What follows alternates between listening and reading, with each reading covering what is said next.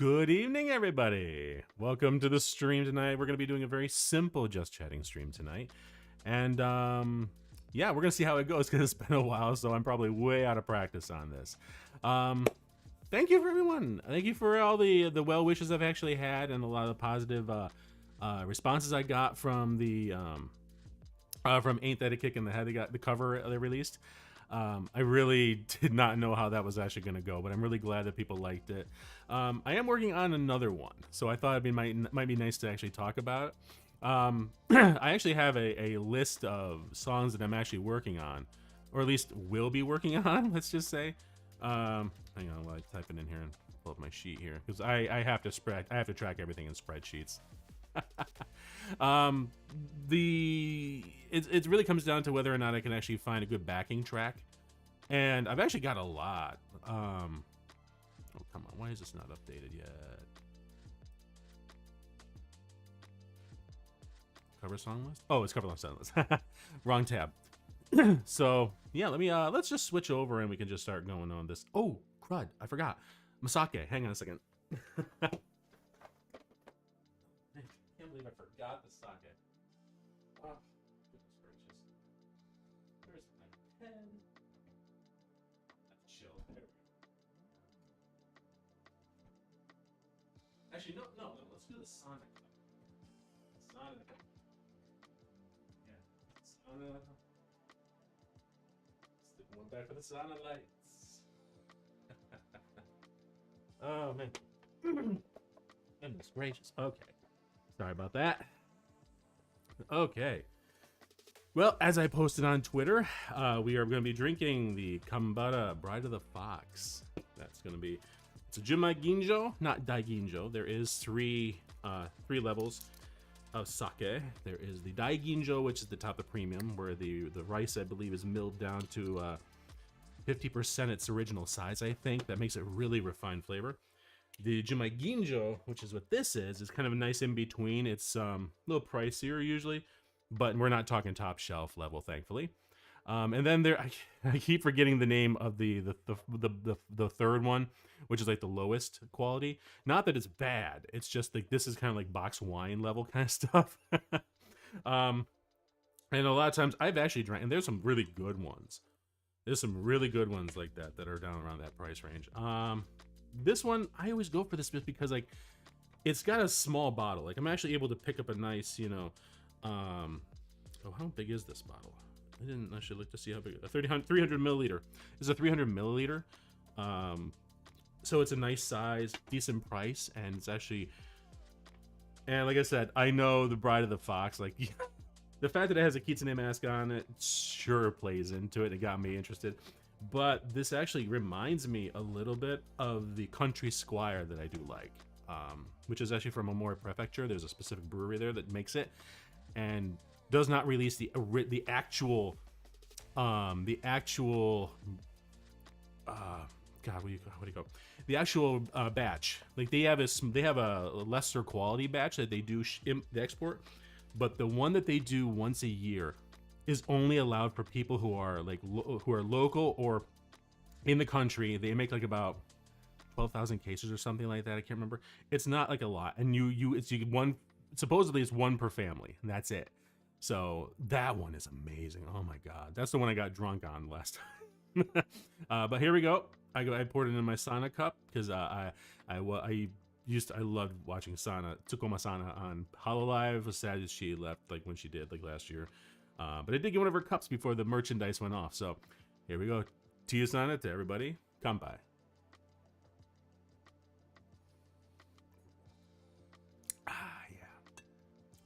It really didn't get the chance to chill as much as I'd like, but I love this one because it's got a nice, it's got the bite to it. It has a very fruity, floral, fruity taste, a little floral, obviously in coming up in the nose. I know that's what it sounds, Karen, but it's from inside and it goes up through your nostrils that way. And it's got this really, really rich flavor to it. There's a little bit of earthiness to it as well, which I really do like. So I highly recommend the Kambara Bride of the Fox. So Kambara, I believe, is the brewery that did it. It's Niigata's Mount. Hang on, let me see. The annual Fox Bride procession. Yeah, well, I remember those, especially when it was like the sun rain. Oh yeah, perfect time for a wedding, I guess. Although that really wasn't where I'm from. That really wasn't a huge, like, it wasn't a requirement. Like, apparently, according to yokai myth in this world, it is. But I mean, we got married whenever we wanted, but it was nice to honor Inari, Okami Inari, that way. Let's see. Celebrates an old legend of a mystical fox wedding with paper lanterns that mysteriously appeared on Niigata's Mount Kino. Kino. Let's see. Prefecture is from Niigata, obviously. That's where the brewery is. And I love the fact that with sake, each like brewery kind of tends to have their own specific rice. This one is Gohyaku Mangoku. Profile persimmon, cocoa, and fennel flavor. And I will say, I don't really get the cocoa, but persimmon, yeah, absolutely. There is that fruitiness, like I said. Produced and bottled by Kaitsu Sake Brewery Company. Kaitsu. So, good sake for the night. Wow, I already finished off that part of the glass. Goodness. Going back to the songs. Yeah. I was really debating whether or not I was actually going to do any covers or not.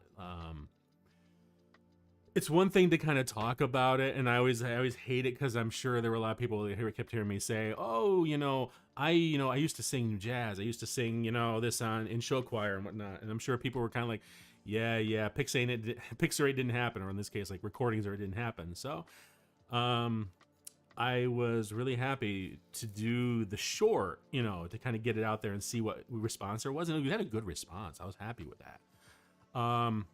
But in this case here, doing the full song was like, it was interesting because let me switch over because now that I got my sake, let's switch over here because I got the screens up. And we will be doing DuoLingo, like the second half of the evening. So probably at like 1:15 or so, we'll probably switch over to DuoLingo, 1:15, 1:30. But like this right here, I really am very specific about having everything outlined. You have to plan. I mean, you really do have to plan. Oh, I can actually stretch it out a little bit more. Hey, look at that. Let me, oh, nope. I didn't realize the screen was that big. Jeez. Okay, well, there we go. That's good. There we go. So, as you can see, I've got everything. Originally, I had intended on doing some classical or folk songs. Folk, mostly for me, it's like the Sume the Wellerman Come, like, sea shanties and stuff. Even possibly there was a couple Irish jigs that I would like to do, but mostly it was opera, because that's where when I was in high school, I've talked about this for 2 years. It was only 2 because while my teacher, who's at the School of Music, I'm not gonna say where because that'll tell exactly where I'm from, really felt that I could actually do either a melodic baritone or a dramatic baritone.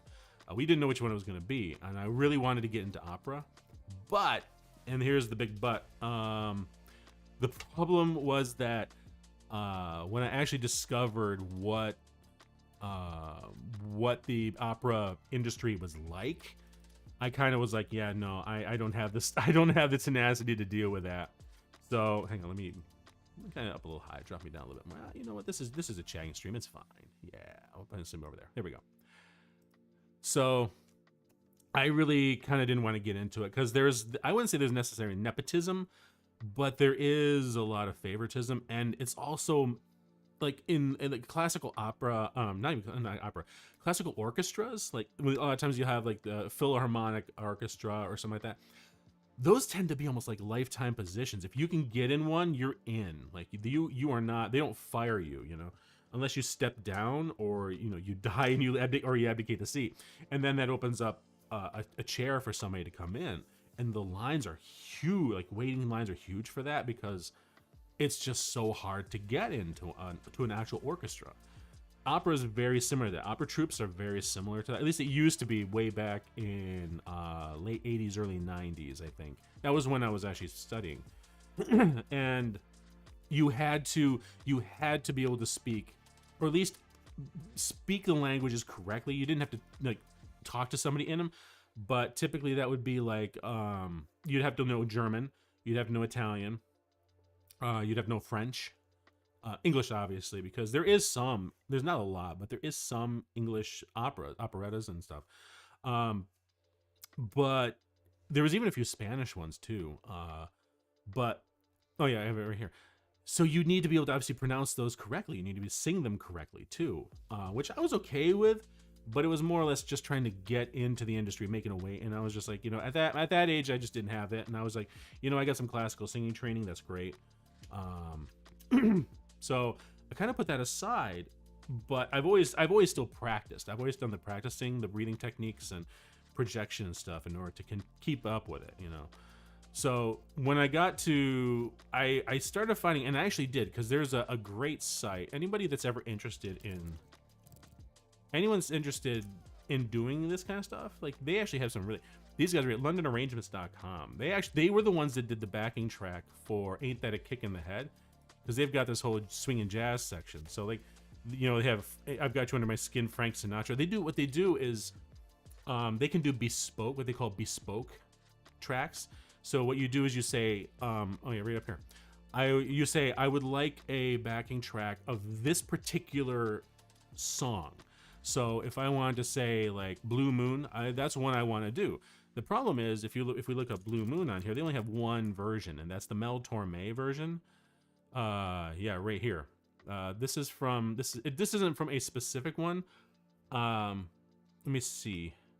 I don't think it actually had, because like it will say what it's actually based off of. This right here is a Mel Torme recording. That's fine. But like if we go to like obviously the Frank Sinatra, Night and Day Frank Sinatra 1962 version. So they are very specific. And the one I really wanted to do was a Dean Martin version. But because Mel Torme's, this version is wonderful, but I'll play you a little bit of, well, no, I won't, because I don't want to I'll get a copyright claim. This is a slow version. So this goes like, Blue Moon, you keep me standing around. It's very slow, and it just kind of goes like that. It's not like the Dean Martin one, it goes, Blue Moon, you keep me standing around. So that one's a little more. So this is the backing track I bought. So I'm gonna try to figure out if I want to sing it like this or if I want to kind of just wing it on something else. Hey, welcome, Kage. Welcome. Forgot it's sake time today. Glad I made it in time. Nice, yeah. I already cracked open the bottle. I did share on Twitter. Tonight is going to be a Jumai Ginjo, not a Dai Ginjo, but a Ginjo. Kambata Bride of the Fox. It is a really good one. And the nice, I get this one more than I used to try to like switch it up a little bit, because thankfully the wine store that I go to has like a lot of, they have soju from Korea. They've got like a lot of different international flavors. So they actually do have like both domestically brewed sake, and like the Momokawa is brewed here in the US. But this one here, Kambata Bride of the Fox, is actually imported. And that's when I like the fact that they do import stuff too. So this one actually is from Niigata Prefecture. And it's really good. It's a really good flavor. It's got a nice kick to it, but it also has a very floral kind of a scent, floral effect to it. It says persimmon. It does have a fruitiness, but yeah, it's really good. Oh, I already poured myself. But thank you for making it. I appreciate that. Like I said, sake time is just chatting and stuff like that. Oh yeah, soju is nice too, but I do want to try sake someday. Nice. Yeah. I don't drink a lot of sake. Even when I was doing sake time more, I was trying to keep it to once a week, and I was nursing the bottle like crazy. I think one of these, because this is a 300 milliliter bottle, so it's not that big. I was able to stretch one of these for a month. So that was like, 4 sake times when I was doing 2 streams a week.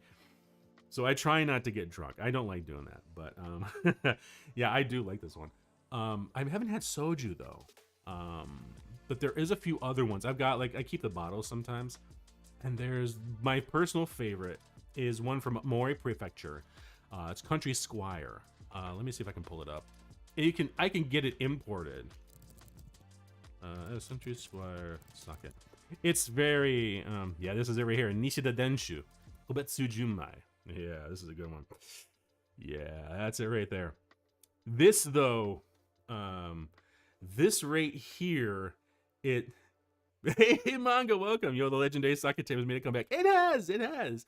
I'm really bad about this. It's one of those things where it's like when I was doing 2 streams a week, yeah, okay, no, I'll do one for chatting. But now I've been like, you know, I'm just do some gaming streams or whatever because it's my chance to relax. But now I kind of felt like bad. Kind of felt bad I wasn't doing it. This though, I have talked about this on stream before. Manga probably remembers. This is the one that actually got me drunk. This is the one my sister-in-law got me drunk under the table with, because she's actually from Amori Prefecture, and this is actually brewed. Does it actually say? Does it say where? It just says Amori. It doesn't say the brewery. Oh, I would actually be in Nishida. This right here is so good. Oh my god. This right here is a really good Tokubetsu. It's a Tokubetsu Junmai. It's a Junmai Daiginjo. So this is like, you have 3 levels of a sake. The Junmai Daiginjo, which is the top. They actually mill the rice down to like 50% of its original size. That really gives it a much cleaner, a much more refined flavor. The one I'm drinking now, the Kambara, is a Junmai Ginjo. It's not Daiginjo, but a Ginjo. That's middle tier. It's kind of like, you know, it's a good bottle. It's nice drinking wine. But like this one here, this is like top shelf. This is, you break this out for family things or you know special events. And then I can never remember the first tier. That's like box wine level. Oh boy, my mind's a big smogging on it, but I can somewhat recall. Can't someone recall it? You can't. Oh, but you can. Yeah. Okay. Yeah. It was the first time I ever found out that yes, I actually can get drunk, and that my sister-in-law can drink me under the table. I learned very quickly, do not let her keep filling my cup. Oh man. Wait, French fries? I never even saw this. That's hilarious. Grilled everything, sushi, French fries. Oh, well, okay. I never thought about pairing with French fries, but hey, you know. This is actually true sake. True sake is, yeah, it's coming back to me. This is actually, there's two sake companies I've used. True Sake, they import. So True Sake is an importer. Then there's another one, which is Sake One. They actually are a site that does domestic sake. Sake One, I think. Yeah, here we go. Yeah, they actually are they're like a Momokawa brand, really. It's good to pair with French fries. Well, yes, I am 21 years. I got that by twice. So yeah, these guys are like a Momokawa brand. But and it's cool. They're actually, okay, so they do have Niigata, Jisake, Momokawa, Moonstone, Yomi. So these guys actually are domestic. So they, like it says there, they're from Seattle, Washington. I actually got one of their, like this Momokawa, like they had a 4-pack on, I don't know if you've ever used it or not. It was woot.com. Woot. Is it still around? I still get emails, I think. Is it really woot.com? I don't know. Or is it W-O-O-T? Ah, here we go. Yeah, oh, now it's an Amazon. I remember these guys they were independent. But these guys were really cool. They actually would every once in a while, like every couple hours, they'd have a new deal. And this was where I actually got my first sake from Sake One, is they actually had a 4-bottle pack. Do they still have it or not? I don't know if they do. Excuse me. Grocery and household. They've really changed. Oh, God, Amazon screwed them up. But it was really cool because they actually had one of these Momokawa ones. And it was kind of like this. They had Amazon about to get everything like Disney. Oh, God, I hope not. Like, I do love Disney, but, you know, I don't want one company to own everything. Like, it was funny when they got the rights to X-Men and stuff like that from Marvel. I was like, oh great, it's all under one roof. You know, they're buying back all the rights. They still don't obviously have Spider-Man yet because Sony ain't giving that up. But you know, I got to thinking about, I'm like, well, they have Star Wars, and look what they did to Star Wars. There's a few good ones. I do like Rogue One was great. I did like there was another. What was the other one? Oh yeah. Oh no, it was oh god, what's his name? It was one of the TV ones on Net. It was on Disney Plus. And it was the character from Rogue One. They just did it. Oh man, I'm blanking on it. What is it? What was his name? What was his name? Because it was oh god.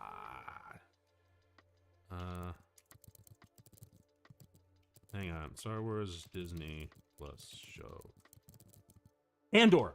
That's it. They got right before. Yeah. Andor. That was a good one. Oh man, that's right. Then again, I've been giving Disney the side eye since the strike. Yeah, that's right. I was surprised. I was disappointed that they were on the side of, you know, well, not shouldn't be surprised. They are going to try to get the best that they can get. And for crying out loud, look what they've been doing to the actors. If you sign a contract with Disney, you, from what I understand, in the contract is their ability. They give a right to replicate. They scan your face in. So they have it in a library. So they have a huge library of all the actors that play, so they can de-age you and stuff. That's how they do, you know, Sam Jackson and, you know, Mark Hamill. Like, and it's one thing where I would love to do something with Disney, but I'm not gonna sign my voice away. I will not sign my voice away. I'm not gonna sign my face away because, like, that's just creepy as hell, you know. All of a sudden, you end up like Fred Astaire, you know, pimping vacuums after he's been long dead. You know, I was like, I don't know if you remember that. That was one of the first commercials. Like Hoover, I think it was. I think it was a Hoover vacuum, and he was just he was dancing up and down the stairs with a vacuum cleaner in his hand. It was like, in the end, they got permission from the family, but it was just so gross looking. I was like, no, I didn't like that. But anyway, True Sake import. Sake One domestic US. My God, if we ever get big enough, I would love to have these guys as sponsors. It would be cool, like, you know, today's Sake Sake time is brought to you by True Sake. And use the term, you know, Dex, you know, Tokoyasu at checkout. Oh man, Momakawa is actually a decent brand. They're a decent brand. They are really like the Junmai, yeah, the Junmai Ginjo, like, you know, the true sponsor for our lovely kids. Hey, I just call it like it is. I would probably do the snack boxes too. Was it what do they call them? God, what is it called? Sakurako, I think is one, and there was like those would be kind of cool too. God, it's already warming up. I didn't have this in the fridge long enough. I tell you. And sake is one of those things where it's like the flavor profile changes drastically depending on how warm or cold it is. Like, I love the crispness of a chilled bottle of sake. Room temp is okay. I've had hot sake before. I hated it. I did not like it at all, unfortunately. That was actually at PF Chang's. They did that once. They brought out the little ceramic bottle of sake, which I believe was a gekiken, which is like, that's bottom. That's you know, low tier gekiken sake. And it was okay. I just wasn't thrilled with it being a hot sake. So yeah, so that's the sake we're drinking tonight. I had it on Twitter. Oh, hot sake. Oh God, what's it like? It's the bite is. I don't ever. Again, every sake has a different flavor profile. So gekiken is like box wine level. Not bad. It's not bad. Don't get me wrong. It's not bad. I just don't. It's just not something I would drink a lot of. I would personally prefer like a ginjo versus what this one is, what the gekiken is. But I've had it both chilled and I've had it hot. The hot changes it to much more mellow. It like flattens out the alcohol, because like this right now, the Bride of the Fox. When you drink it, the alcohol bite hits you in the back of the throat. Not bad. But it lets you know it's there. So it's a good way to warn you. For me, it's a good way to warn me that, okay, this is going to hit me if I'm drink too much of it. Gekiken as hot loses a lot of that. It softens that up. It gives it more of a floralness to it. I think it brings out a lot more of that. Where chilled, all of a sudden the bite is more pronounced. The scent is a little more muted. So it changes that profile drastically. It's not like changing overall, if it's a fruity sake, it's a fruity sake.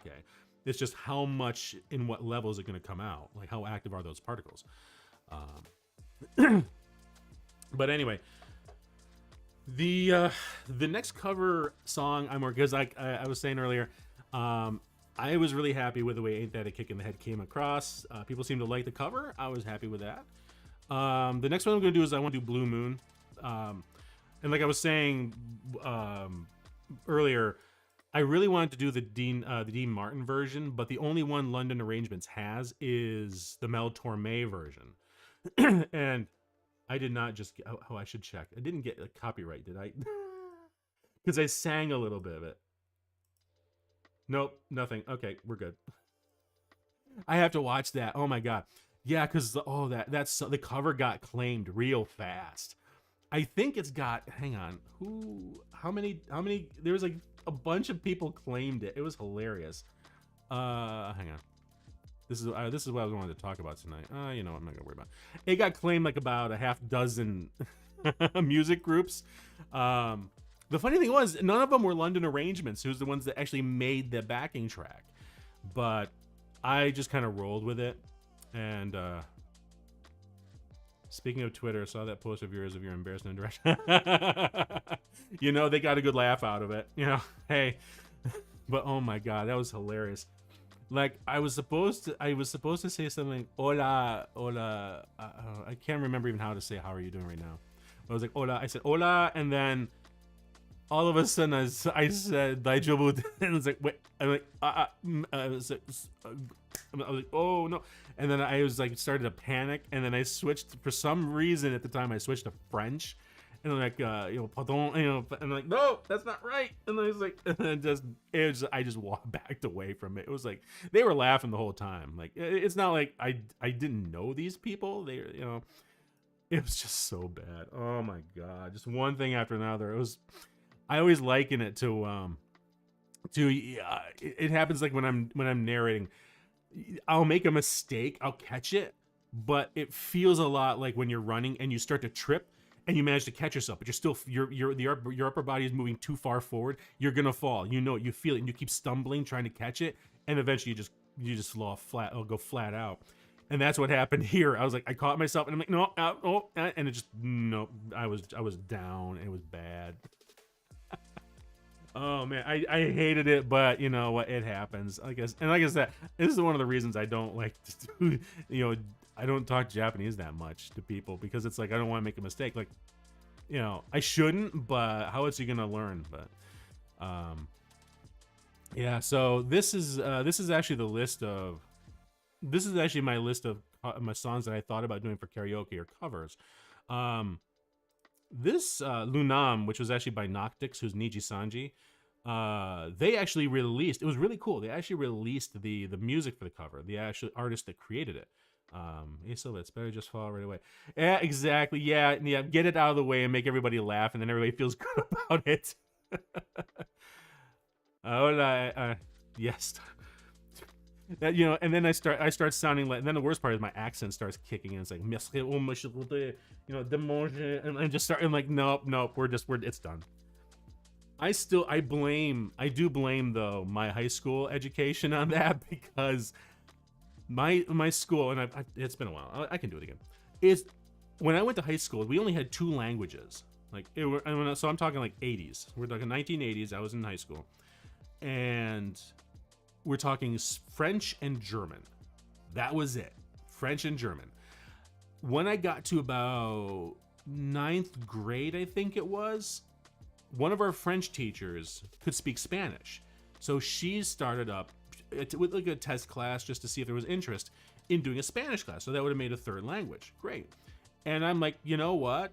Like, we have in my old hometown, we had a canning plant, and the migrant workers would come up, and they had these lodges. The factory had lodges there so that they could stay and they could work and then send the money home to their families.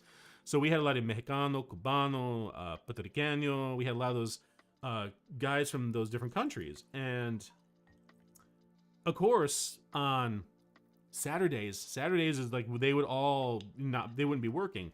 So they'd be all up on Main Street, like just hanging out. Like you'd see the dominoes coming out. You'd see them just hanging off the sidewalk and stuff. And there was like a railing for the post office. A lot of the businesses hated it, but you know, it was kind of cool. You walk through and you're hearing all the different types of Spanish, because like, you know, every country, God, you know, Puerto Riqueño Spanish is different than Cubano Spanish, which is different than you know, Mexicano Spanish, which is different than Costa Rican Spanish. So it's like there's subtle different, and then they get upset with each other if they do the different versions. But the funny thing was, so when they offered Spanish, I'm like, well, this is great. This is perfect. You know, I can actually kind of understand that. And so I took it. At the same time, I was in my third year, I think. I think it was my third or fourth year of French. And it had to have been my third year. So I was taking French and Spanish at the exact same time from the same teacher, no less. So this was just a recipe making ready to fall apart. Every time I took a test, I swear, I think it was finally by the last test I got it right. I was putting the Spanish answers on the French test and the French answers on the Spanish test. Don't ask me why, because the test was for a different language, but for some stupid reason, I kept putting the wrong language on there. And the fact that she was like, the teacher, she kept saying, you know what, Dex, this is technically wrong, but your answers are right. So she's like, I don't know what to do in this case. I'm like, oh my God. The best part was, like I said, those guys, you know, hanging out. Of course, they didn't have their families and stuff. So, you know, they were open to talking to people. And I'd go up, and as I'm walking past, I'd, you know, just listen. And then a couple guys would say, how you doing? And I'd say, hi, good. When I started learning Spanish, I tried speaking a little bit of it to them. And some of the guys responded great. Some of the guys were like, you're saying it wrong. Because of course there's the different dialects, the slightly different words, you know. And they were going, no, this is how you say this. And the other guy, and then some of the other guys are, no, that's, you don't say it that way. You say that. It just started a whole thing between them. It was hilarious. But it was fun. It was fun to kind of get the people and get everybody like laughing, you know, and kind of enjoying that. So yeah, I'm always very much like, yeah, if you're gonna make a mistake, make it and get it done. I just have a very hard time recovering from that. Like just that whole, how I made the progression, intending to speak Spanish, started off Japanese, slipped to French, and then backed out on Spanglish. I'm like, oh, for crying out loud. This is just, everybody in the break room was just laughing their butts off. I'm like, you know what? You got a good laugh. Okay, fine. Oh, man. Let's see. As far as covers, like I said, Blue Moon's going to be the next one. I swore I was going to do this one here, Wildfire. This was actually requested by somebody who was like a regular in chat for a while. I haven't seen her around. She was mostly coming around with like, I'm making an assumption of a she. I'm sorry about that.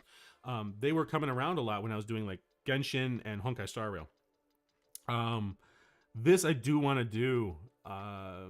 But the hard part is I have a hard time finishing it because the song hits me so hard.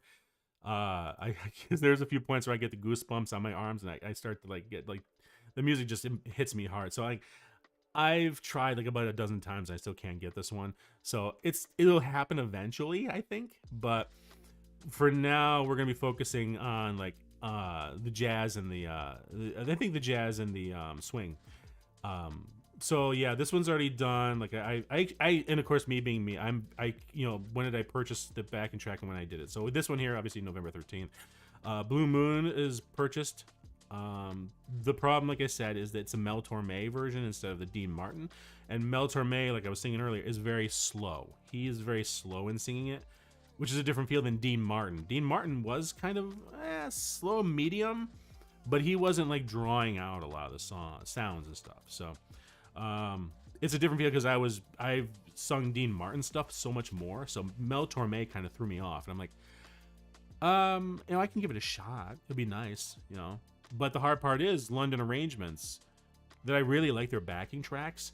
They only have just this one version of Blue Moon. I could ask for them to do a backing track because they do bespoke tracks, but what is it? The cost is like, yeah, up to 3 minutes is like 175. You know, was it pounds? It's not euros. I think it's pounds. Either way, you know, it's $175. I'm like, you know what? You know, it's fine. I don't need that right now. So because I think this is 3 minutes and 44 seconds.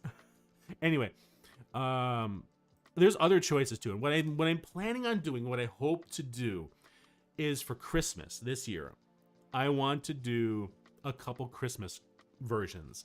So I've actually found, like, I've thought about Bing Crosby's White Christmas, like I'm dreaming of a white Christmas, like that one there. They all these have backing tracks. This is why I wanted them. Then there's It's Beginning to Look a Lot Like Christmas, The Most Wonderful Time of the Year. I don't know if I'd do an Andy Williams one. It's the most wonderful, because commercials do it all the time. It's Beginning to Look Like, this is Perry Como's version. It was a nice one. The Christmas song, this is Michael Bublé, actually. So this is more of a relatively recent one. There was one I wanted to do because I love the tune, but nowadays the song is kind of problematic. It's, you know, Baby It's Cold Outside. I almost would have to have a partner to sing with, so it'd be a duet. It's like, but baby, it's cold outside. I got to go away, but baby, it's cold outside. You know, I'll keep you warm. Like, yeah, okay. But that would actually, that would take planning, and I don't know anybody, and I've only just started doing the song, so I'm kind of still an unknown. But I at least want to do one or two Christmas covers and, you know, put them out there. I think it might work. It'd be good. Especially since, like I said, the one song I did was pretty well received, at least as far as my other videos. I'm trying to pull up the data right now because I'm a very much data kind of guy here. Content. Yeah, it had 76 views, 100% likes, 10 likes, which is good. For me, that's good. And it had 6 comments. I think this actually counts like my 2 comments, so it's actually 4. But the fact that it got 76 views, and that's way more than any other static VODs I've done. The only one, actually no, there's 2. There's 2 that got longer. That was the My Goodbye to Vesper Noir and Magni Desmond one. That one got over 1,000 views. Unsurprising because it hit right around the right time, and 94 likes, 100%. The other one too was Against All Odds. My Underleveled Team Defeats Fantilia. That was 109 views and 4 likes. But everything else typically falls around the 30s. So to watch this song, the cover actually hit 76, really kind of made me feel good. So I'm like, okay, this is actually, people like it. And a lot of the comments were like, you know, hey, dude, love it. I want to hear more. I'm like, all right, perfect, good. So there's a demand for jazz swing. That one about Vesper, man, it got me here. Oh, nice, great. Yeah, I'm really glad though that Randon, well, hey, that's what he is. That Magni and Vesper actually hit the ground running. And they were going to anyway. They had already had pretty good fan bases, you know, before when it was Randon and. Okay, honestly, this is gonna shock the surprise. I did not know that Magni Desmond was the freaking Professy Lando. I was like, what the heck? How in the world? How did I not hear the voice? Oh my god! And the fact that after I suddenly and of course it didn't dawn on me until both their first the collab after they left. And I'm just sitting there watching. I think it was Barotrauma, I think was the game. It was that submarine game, I think was the one I caught. And I'm just watching going, huh, that voice sounds familiar. I'm like, oh, son of a, it's Magni. Oh, man. Oh, me neither. Yeah, that blew my mind. Yeah, exactly. I don't know why. I haven't been able to catch a lot of random streams recently. Has he gone back to using his Orc Salaryman model? Like, he was using the sphere for some strange reason. I don't know. I kind of knew Professor Lando before, but not much. I did too. I hate to say it. I watched a lot of his VODs on YouTube. The first one I saw was his a furry 101. It was his actual classes, so to speak. And that one there where he talked about, was it the seven steps of being a furry or something like that? That was the first Lando Professor Lando video I saw, and then I just watched the other ones, and I'm going, oh my god, like what they let on Twitch. That's funny as hell, but man. Well, he's currently using an orc PNG. He's using the PNG? Oh man, what the heck? I wonder why he's not using the fully rigged model like he was using. Like that was really good. I mean, that's the thing. Like, okay, I mean, yeah, I'm a kitsune. Okay, great. You know, I have tails technically, but I still look mostly human. The only difference is, as you can see, I don't actually have human ears. I've got the ears on the top of the head. His PNG moves kind of, it does. Okay. Is it like being a ping tuber where it kind of bounces up and down when he talks? Let me see if I can find one of his recent ones. That way I can actually look. Hang on. YouTube.com. Random. Where's my, oh, I'm not logged into this. Random New York salary man. Randonautica? What the, there he is. What is a speedboat? That was 2 years ago. Oh my god. What's his recent stuff? 2 years ago. Come on, where is it? Oh, I see. This must be it right here. Okay, because this is 5K views. Let me see. The most fuckable mascot. Why did Oh. I say fuckable? It's sake time. It's okay. I see. Hang on. Okay. Come on? Can I see? I want to see. This is Literal chicken. interesting shorts. Yeah. Oh my god, I forgot how unhinged he can get sometimes. Of course, for crying out loud, his ball story there, where he actually peeled all the stuff off the screens. That's what endeared him to everybody in HoloLive, which is cool. HoloStars. God. Interesting. I just picked one because I was like, oh, this is an illustration. I really would like to know the reason why he's not using that salaryman avatar though. That really is interesting. Like I'm as cool as it was that he was doing the green sphere. I'm kind of glad he switched over to an illustrated version of him. I like that. But yeah, that was a funny one to start with. God, yeah. So, oh, yeah, I keep looking at this. This right here, I don't know if anybody watches things VTubers say, which, you know, false ID stuff. My bet is he lost it. Really? Oh, like just lost the file, maybe? It could be. Could be like there was something happened to the computer. He could like wipe the hard drive. That would make sense. Because he didn't sell, and he obviously didn't sell the rights to it to HoloLive to cover, because they had nothing to do with Randon. It'd be interesting. Yeah, it's gotta be something as stupid as that. I would really like to know what happened to Magni and to Randon and Professor, why they left, but that'll never happen. and we need to know. It's just one of those curious things. Kind of, I'm like, it was hard. You know, and that was the reason I made the whole video in the first place, you know, because like it was hard watching them have so much fun interacting with, like, oh my god, the Callie, Crony, Magni, and Vesper collabs were hilarious. Oh my god, the Uno one, oh my god, I still see that pop up when people actually do reaction video, like Coefficient when he did his Try Not to Laugh. And the first one that the chat popped up to him was that stream.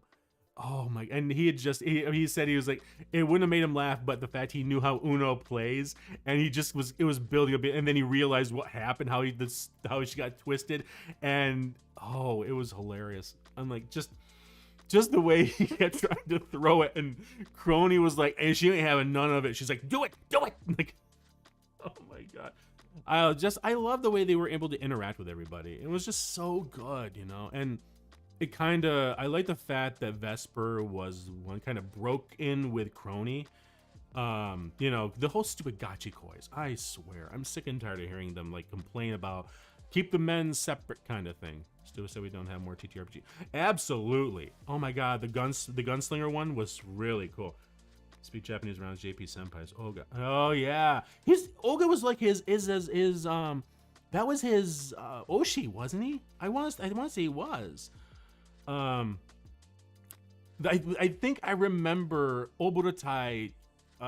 Oburotai is a YouTube channel that I watch for clips. They do great translations and stuff. They've done the whole Roburu Night Maya clips. That's how I found out. But they did a lot of those ones too, where it was Vesper with the other JP Hollow Stars. And yeah, I mean, it was. I think I remember them saying that Vesper used very, very proper Japanese when he was doing it. Like he would not go into the casual version, which I honestly would be thrown off by that whole thing too. I can't remember the word for it. I know there's a specific word for formal versus casual speech patterns. But yeah, that was, oh my god.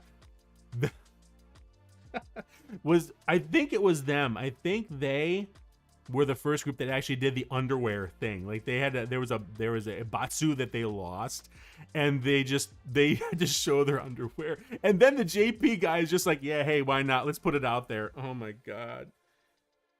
Kylie, maybe. Oop, I don't correct. Yeah, Keigo. Yes, Keigo. That's it. Yep, Keigo. He was very proper Keigo. But oh my god, I still remember on Twitter.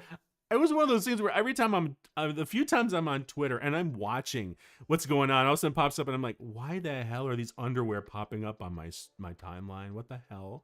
Like, and why is it the Hollow Stars? And then all of a sudden the JP ones are popping. I'm like, why? What? And then I found out, yeah, it was a Batsu, and I'm like, oh. But it was cool that the JP Hollow Stars were like, yo, nah, we're cool. We'll jump in with you. That was like nice. There was one, oh god, there was one VOD I just watched today. It was a clip with, it was unhinged. It was so unhinged. Matsuri, Mel, Ozura Mel, Ali from Indo. I don't remember who the JP Hollow Star was, but Axel Sirius was on it. And it was so unhinged. I love the fact that Matsuri is in it. Like, she's like takes it to the nth degree. Like, I always thought Mel was very much like, you know, kind of like a little bit like, you know, oh god, there's a specific term for it. Lewd, I guess. I thought she was lewd, but my god, Matsuri just says whatever comes to her mind, just doesn't even give a crap. I love the fact also that she always does with the guys. Like, she has no problem being with the Hollow Stars. And seeing Mel with him as well was so cool, because I'm like, okay, good. This is like breaking down, getting guy, you know. But she was always doing, Matsuri always went to Roburu's bar. So I guess she's always been one that didn't actually give a crap about the gachis, you know, and was like really cool partnering with all of them, which I love. That was like, you know, and I think Lewd and JP is Sukebe. Okay, Sukebe. It could be. I know people think hentai, but that's just perverted. I part of it, a lot of it I know is the fact that they're branded as idols. I know that. This is one of the few times where I would say Niji Sanji actually beats them out, because Niji Sanji brands them as streamers. So that whole weird vibe is not so much there. And it's totally cool for them to like collab with the males and females and all that stuff and not have any problems. But I know that like with Hollow Live, there's nothing specifically saying. Obviously, there's nothing specifically saying that the Hollow Stars and Hollow Live can't, collab together. But it's the fact that some of the JP ladies could suffer, unfortunately. They have a bunch of mixed gender groups too. Yeah, they do. Yeah, exactly. I don't watch a lot of Niji Sanji, but there are a few. I was sad too when Nina left. And for me, the reason is like, being an older VTuber myself, you know, there are not. I mean, I think there probably is a lot more than I know, but it's hard trying to find it because nobody really posts their ages and stuff. I've never said my exact age, but you know, like I said, Kitsune years I'm upper 590s, in human years I'm upper 40s. So there you go. So I don't really hide that. I'm not, it's not like ashamed of it.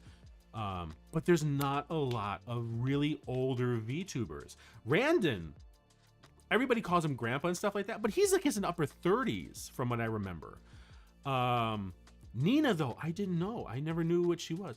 I watched Scarlet a lot. Scarlet Unigudi, she is hilarious. Oh my god, I love her too. Ashley Nina grad, Ashley cried. Yeah, Nina, well, she stretched it out. That was the worst part. She couldn't say goodbye either until she finally at the end did her little, go on, get out, you're done. That was a horrible one to watch too. That was almost, I'll be honest, Nina's was almost as bad for me as Tsukoma-sana, her graduation. Brandon's more like an uncle. Yeah, well, a lot of people refer to me as Oji-san too, Not Oji. I know there's two different versions. There's like Oji-san, which I am not. I'm just Oji-san. I'm your casual, like, relaxed uncle, chill uncle that will pay for you a bottle of sake, and just have some fun. I'm not the other one. At least I hope not. But the funny thing is, I do know, though, that there are streamers who are like senior citizens, Like there was one, Oji-san and Oji-san. That's it. Oji-san, yeah. Yeah, exactly. There's some senior citizen streamers. Like there was the one lady who was Skyrim. She played Skyrim all the time. And when she passed away, the devs put a tree in the game for her as a memorial. So Bethesda, and when the Bethesda, that was such a beautiful thing, But I know there's like one or two guys that actually also do like either Euro Truck Simulator or American Truck Simulator, I think. I've just seen clips. I haven't actually sought them out, but that's obviously way older than me. But wait, did she pass away? I'm pretty sure she did. Let me see here. Skyrim, I think they call it Skyrim Grandma. Shirley Curry, yeah, okay. Wait, didn't she? Maybe she didn't. I thought she did. Did she have a stroke? The beloved VTuber recently revealed that stroke. Oh, she's still alive. Okay, no, it's 2002. I thought that I could have sworn. Maybe she's still alive. That's awesome if she is.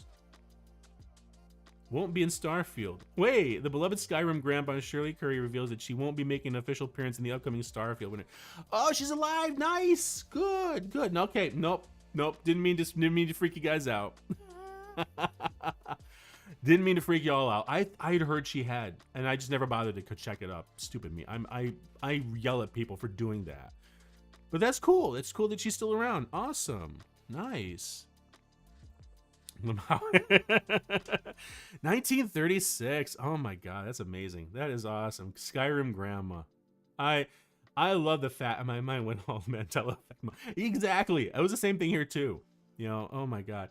But that's so cool. I'm happy that she didn't pass. Like I've caught a few. She's such a sweet lady. She's got I'm pretty sure 1.3 million followers. Yeah, absolutely. She deserves it. She's just such a sweet person. Justin Bieber dies every other week.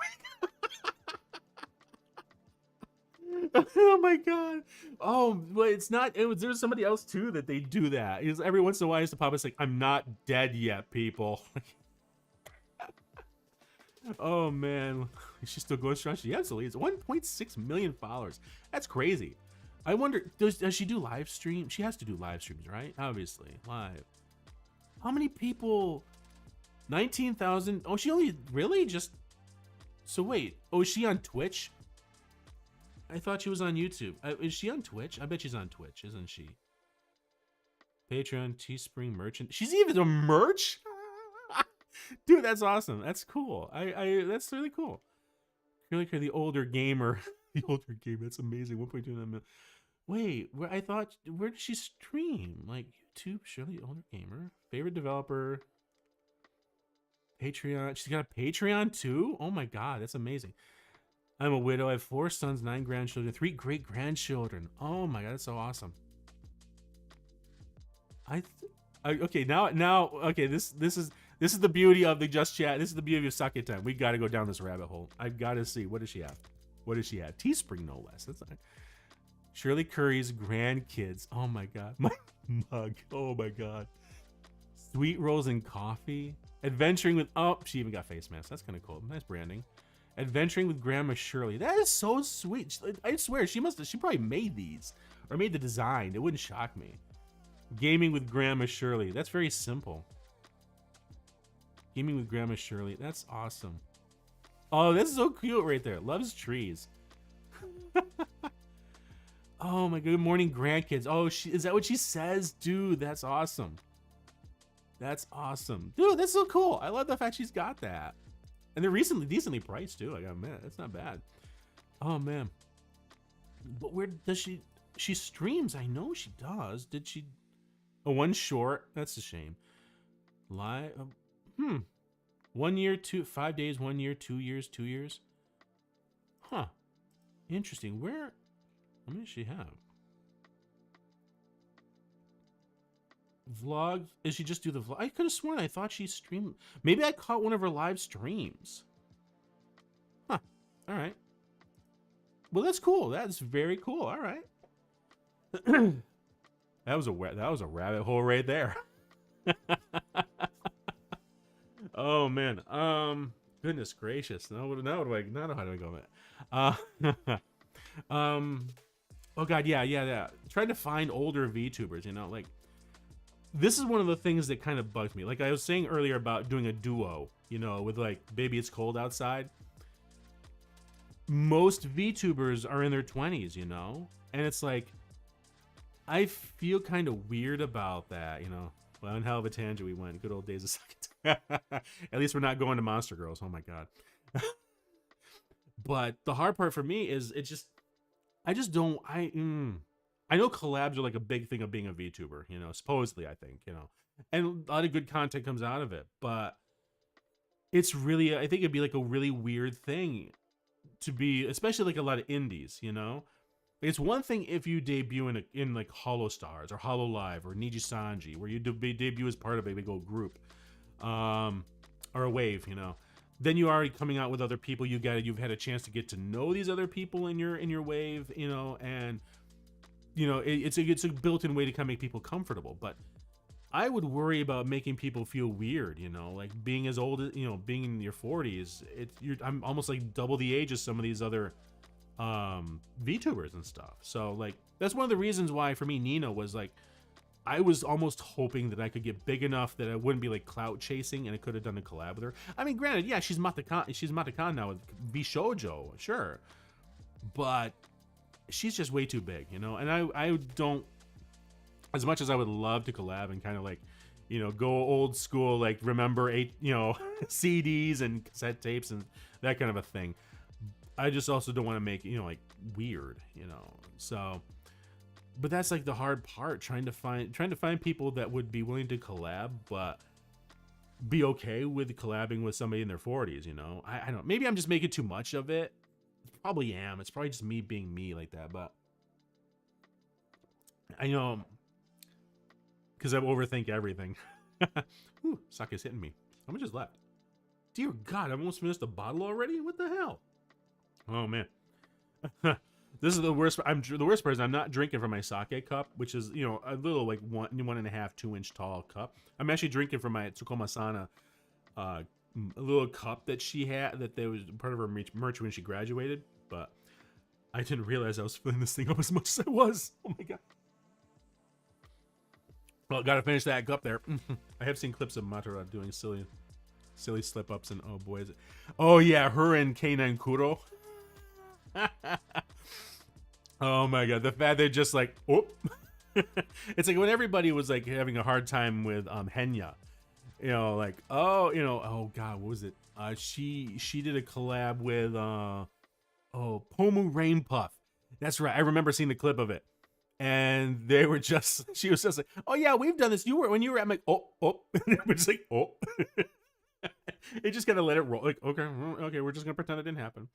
But oh man, how I have lost count on the number of times Kuro and Mata were just like, yeah, nope, I'm so used to. I think she even outright said his name too, his old name there, which was, oh god, what was the, oh freaking hell, now I'm blanking on his old name. Oh my god, Mr. Rias, that's right, Mr. She kept saying Mr. But she kept trying to play it off of Mr. It's like, yeah, Mr. Rias, yeah, exactly. Oh, let me see if I can find it. Let me see if I can find. I don't want to. I don't want to do. The little thing for me, it's like I don't want to be like a Henya Pomu. Pomu. There we go. Yeah, Pomo accidentally mixes up Henya with another VTuber. Yeah, the Daily Dose of Nichi-san to Ian. Let me see if this actually. Hang on. There we go. It's okay. Looks like we're at an idol concert. Speaking of, Here we go. recently, you did a concert. You were so cute. Wait for it. Wait for it. I was very happy to finally do it. But yeah, if you do any 3D live concert, I'll be there. I'll be there. Here we go. Yeah, you showed up for my 3D. Yeah. Oh, That right there. Oh, oh. Oh man. That right there is just so. It's so sweet, so cute, but it's hilarious. I mean, I'll be honest. I don't dig a roach theme or watching Twitch. Yeah, same here. Same here. Aso, I agree with you. I don't like bugs. I have a horrible fear of them. But my God, I'm like, okay, you know, I'll watch the clips. I just ignore the feelers and all that, the twitching wings and stuff. Oh man. You know, the funny thing is, like Twitch, I hate the app. I really do. I hate the app. I know there's a new CEO, the one which we can handle slightly. Yeah, kind of. Matada-kan. That's right, Matada-kan. Just like, oh no. Like, okay, that rate, like her just standing there is one thing. Like her standing there, but it's when she puts the mandibles up. Nope.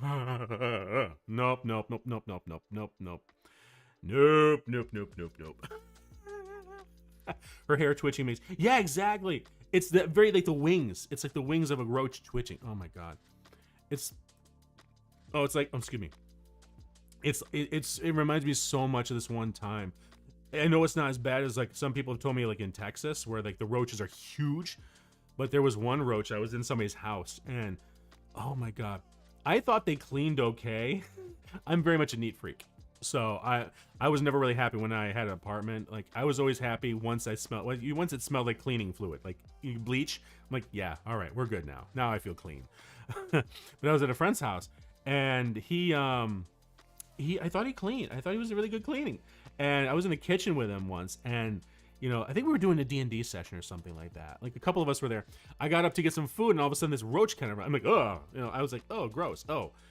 And then all of a sudden, I forgot this. I forgot roaches do this. It flew at me. I freaked. I screamed like a girl. I screamed so loud, like I'm a baritone. I hit mezzo soprano. I was Iron Mouse range at that point. Just like, nope. I fell back. I remember falling backwards and fell over the chair. It was just a nightmare. I just, oh my, nope. That killed right there. And then I see some of these VODs from like Texas where the roaches are like too big. They have no right to be that big. And then they fly at the person. No, I'd be moving. No, I'd move. I'd sell the house. Oh my God. Oh man. But when she extends, always gives me the uncomfortable chills. Yeah, exactly. Yeah, like it's a real. Yeah, like you're saying, Ace. Yeah, it's a good design. It is, and it's really well rigged. The fact that it does the twitching is, you know, programmatically, I think it's impressive. But like, like, could we anything else but a roach, please? Oh my God. But Twitch. Oh man, I've had people actually ask me, like I've had a few people DM me like, hey, why aren't you on Twitch? And I'm like, because I hate Twitch. Like, but I know that there's a new CEO. There's a new CEO that supposedly, according to Streaming Senpai, I think his name is. He's a really good Stream Senpai. I think it's Senpai Streaming. Senpai Streaming. You know, Senpai streams. Yeah, Senpai Gaming. That's it. Okay. Like, this guy's actually pretty good. Ooh, nope. He actually talked to, he did an interview with the new CEO of Twitch. And supposedly the guy is really, he's invested. Like, the previous guy didn't give a care at all. You know what? Hey, it's sake time. He didn't give a shit. There we go. Like, he didn't give a shit at all. Why? He didn't care. And it showed. Like, the fact they kept trying to cram more commercials in the damn thing, infuriating. But this guy actually sounds like he's trying to do right, which, good luck on you, man. That dumpster fire needs somebody to start trying to put it out. But yeah, when I heard that they could flag him, yeah. I've had people actually, not a lot, but I've had a few people say, hey, if you were on Twitch, I'd watch you, because they people like the model, people like the way I look, and it's cool, and I appreciate that. You enter a stream you're not paying for, and you get a bunch. Yeah, exactly. Like, I've only subbed to 2 people on Twitch. That was Coefficient, and Things of YouTubers Say. So False ID's channel. I did to Lilybell Airlines once for 1 month. She was okay, but she was doing this whole big long ridiculous stream watch along about Chris Chan. Oh my god, I didn't know who he was until I watched those streams. Oh my god, there's an interesting story. Yeah, but I just hate the fact that I would, you get, like you said, you get slammed by ads. And the fact then that they changed it up where you had to run ads. Like, that would infuriate me. Like, I mean, if I want to turn ads off, I don't want ads. But apparently, from what I understand, Twitch said, no, you have to run ads. And I'm like, well, why are you taking that away from your content creators? Like, without the streamers, without the people watching, you have nothing. You don't have an app, no nothing. So I'm hoping that this new CEO, I hope some of the changes they've actually been doing supposedly are really good changes. The fact that they do allow for multi-streaming is cool. I've thought about multi-streaming, but this is the weird thing. So, like, he actually shows right here on this VOD, Twitch has a stupid thing, and I saw this actually when it came out, because there was somebody on Twitch like talking about all the really cool things that were happening, and I read through it at one point, and I saw there's a bullet point in there that says, and for some stupid reason, this is what Twitch wants. They totally allow multi-streaming to any other platform. So to Kick, to YouTube, to TikTok, fine. The problem is you can't actually join your chats together in an overlay. I heard Random runs multi with no. Does he? Okay. All right.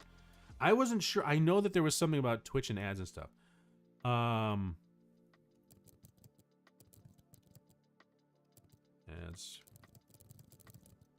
Maybe it changed. Maybe it totally changed. Running ads. Maybe it did change.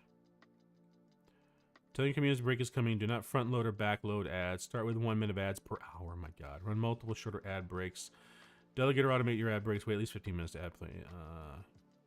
The fact they have this much related to ads is frightening. But that's good. That's good. I'm glad that they actually do allow for that. But this thing here, this requirement where you can't join your chat together in one overlay. So, like, right now, like, like I've got, right here, I've got you guys here. According to Twitch's terms of service now, I would not be allowed to use a service that would join all of you together with Twitch if I was on Twitch right now. Like, they don't want that seen on the Twitch stream. Supposedly, I actually just watched, there was one Stream Senpai did one recently. Today, actually. No, is this it here? Yeah. 3 things you should probably know before you multi-stream. This is actually the one he actually talks about this and says that the reason why supposedly that Twitch is not allowing that is because of the fact that some streaming platforms like Kick don't have a term of service that require, you know, to people to monitor the chat and the language and stuff like that.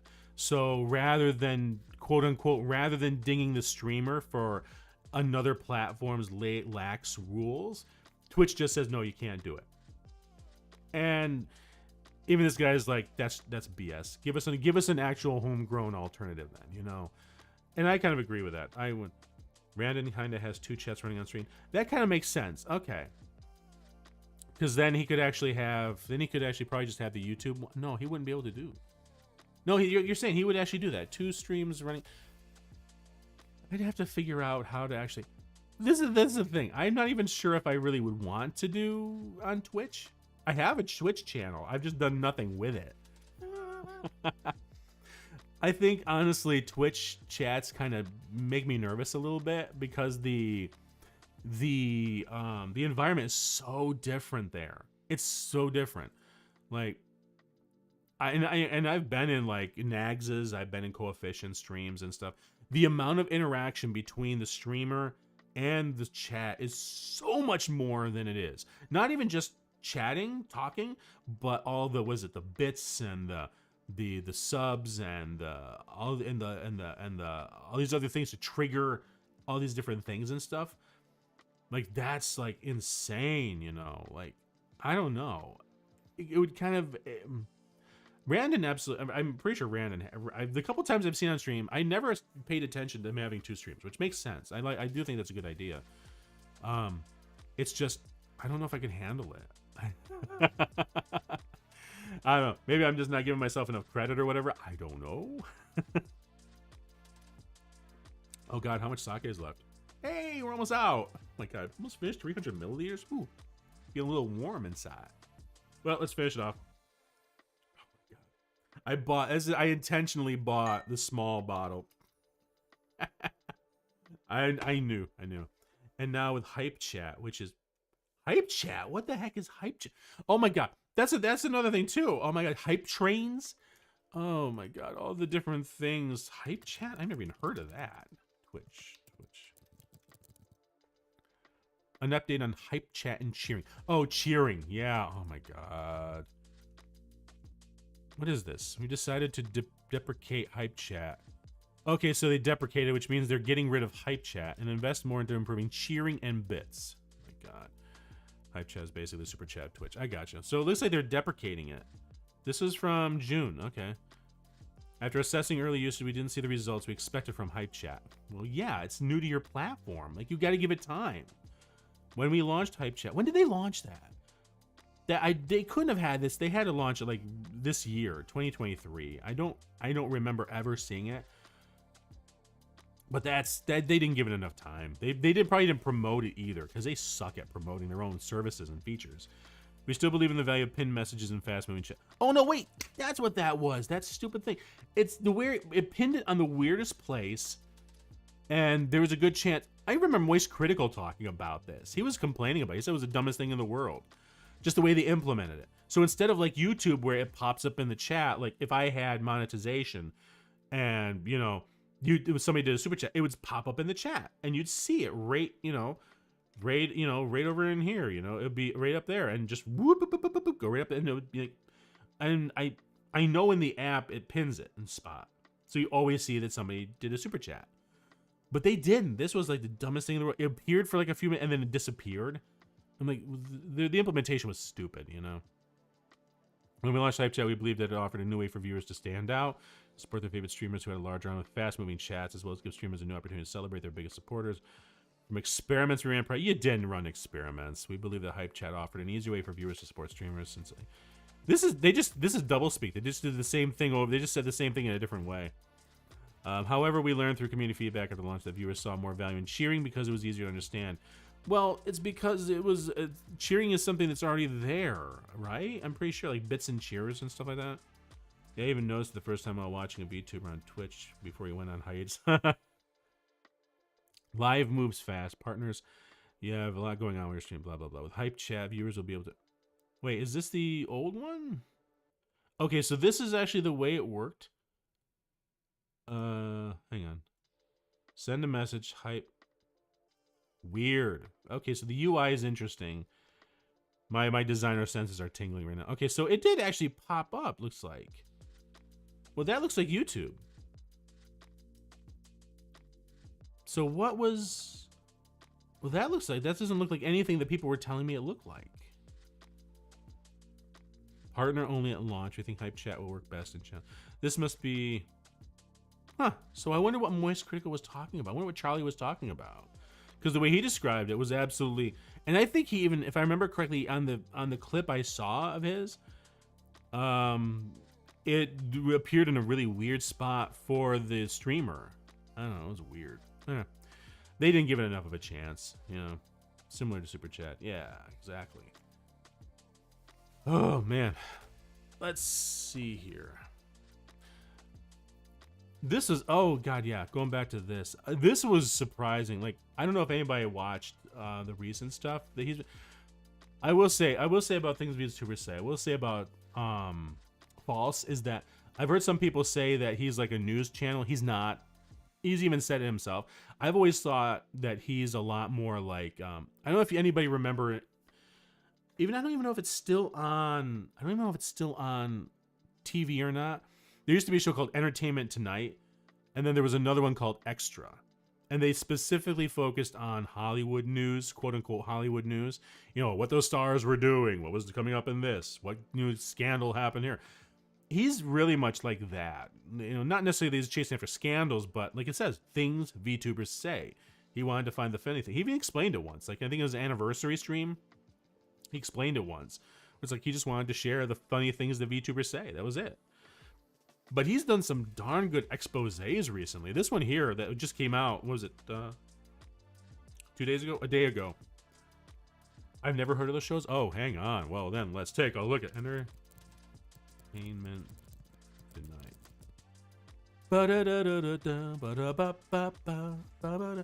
That was the intro theme song. I remember it from when I was a kid. Let me see. Where's images? Let me see images. Yeah, E.T. Yeah, E.T. Entertainment Tonight. I don't know if they have the old show. I don't see the old. Yeah, Entertainment Tonight. Oh, it's still on. Okay. So that was. This is the older style. Yeah, that's getting older. Entertainment Tonight, and then there was, TV show. Extra. I'm gonna just say news. News. Extra TV. Was it Extra? Yeah, after months of romance rumors, the White Lotus co-stars make it. This sounds a lot like that. Extra. Yeah, this is it. This is the new logo. There was an. Let's see if I can find the old one. Extra. I don't remember the theme song. I remember the theme song for Entertainment Tonight because my parents had it on after dinner.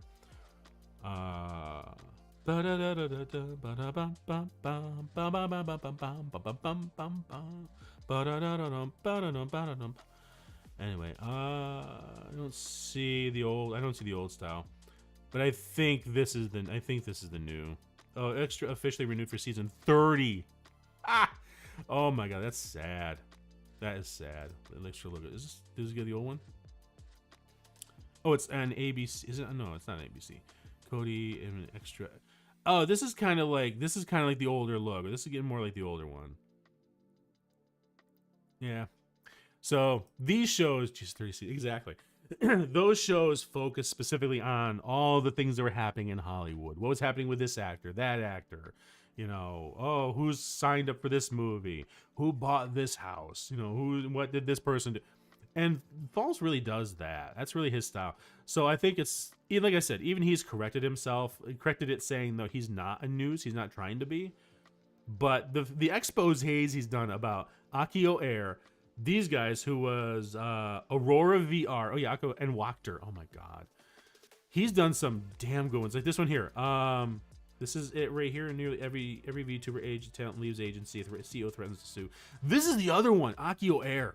This is terrifying. This is honestly terrifying. Like, I did not realize there were that many black companies. And oh my god. Like, I know some people even ask, like, the people asked the Twitch, I was like, would you actually consider being a corporate VTuber? And I'm like, yeah, absolutely, I would consider being a corpo. Specifically if it was HoloLive, honestly. If it was HoloStars, yeah, I would. just because I think their style fits my brand more. Niji Sanji's a little too well. Even the talent would say different. Even I think Mr. Rias and a couple of other guys in the Luxium would disagree with this. But I do think Niji Sanji is a little more quote unquote unhinged than HoloLive. Although HoloLive's been kind of proving that wrong too. But I just think that their style isn't fit me that as well as HoloLive would. The Akio Air and Watcher stories were something. My God, it's just like this one here. This the VR one was Aurora VR. I swear, it's like every time it just got worse and worse and worse. Well, HoloLive always have auditions over when I saw. Yeah. I've auditioned once or twice, but it's kind of like, you know, I want to get good, so to speak. Like one of the things they do want. I mean, Uzura Subaru, she started with no experience at all, and from what I understand, oh God, what is their name? Oh man, what is her name? GTA coefficients weakness. Oh man, my brain's getting fuzzy from the sake, I think. Miko, Sakura Miko. She had no experience either, but it was a very different time. Like it was a very different time. Nowadays, it's like they are so big that it's hard. You know, like you've got to stand out, and I haven't been able to stand out really. I don't think personally, but I think the covers are going to help with that because it's like it's one thing for me to say I really want to start putting out songs, and then not doing it. I've got to be able to show. Plus, the thing is too with HoloLive, from what I understand, I think Callie talked about it. Mislead yourself, dude. Oh my God, hang on. I gotta do this. I'm pretty sure Callie has said this, but a few other ones did. That HoloLive gives you a base salary, so they give you an actual salary, which is freaking great. Yeah, jeez. Sorry. Keiko. Okay, Keiko. Okay. Where is it? There was one. There's one that he did. It was a try not to. Was it this one? No, it wasn't this one. You laugh. You say, is this the one? No. There's one that's got Miko right on the. He put in the thumbnail. Oh, where is it? It's freaking hilarious. Come on, where is it? It's where with the trombone. With the trombone. The trombone game. Oh my God, it's so freaking hilarious. Just the. Sometimes you just don't have much exposure. Rand didn't seem to pop that much before going to Holo. True enough, but he did a lot with what he had. So that's the thing. Like, I'm not gonna. I don't know. Maybe I'm just being too hard on myself. It's entirely possible. YouTube VODs, Idol showed it in the Holo. Where is his laugh? You laugh, you lose. Where is it? Does he have one? You blank, you lose. This is it right here. So where's the one with Sakura? Oh, this is it right here. There was one of his videos that he had. This is it right here. This is it right here. Oh my God, this right here. Right.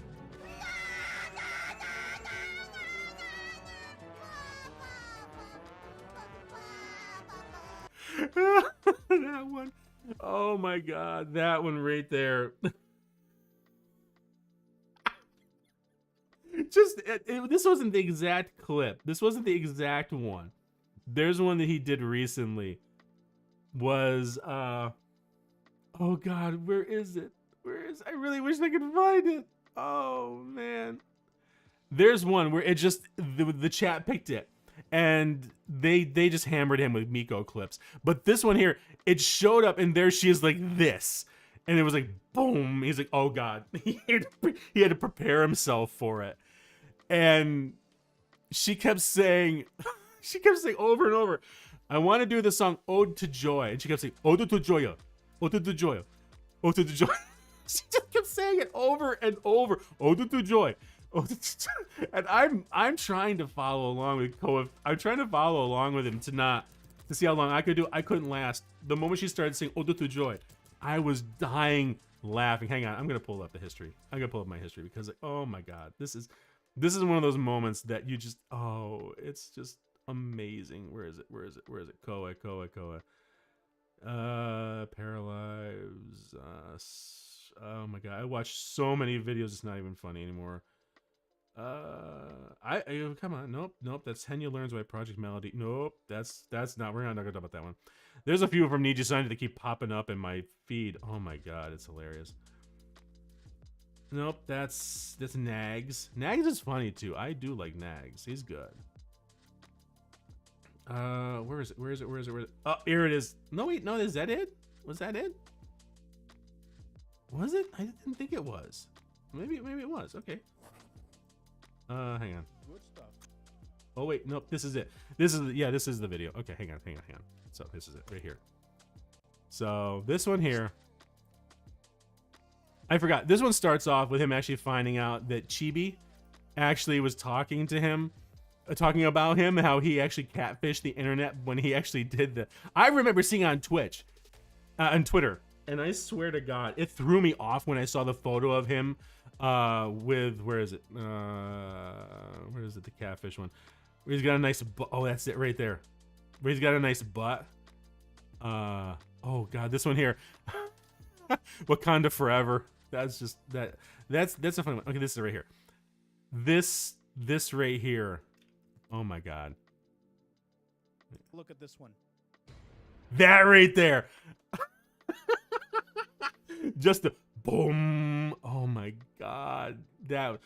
Ayo, what? Oh, don't worry. I'll show you, Rick. I want to be careful because I don't want to just do like streaming other people's content. So I keep saying I keep saying who it is because like I'm not gonna be like oh what, you know, Sniper Wolf there crap, like that just pisses me off. But Chat, bye chat. I have to watch this one. Yep. Oh, the boss music. Oh, look, it's the boss music. Yeah, see, he's got to prepare himself for this one. Oh my god.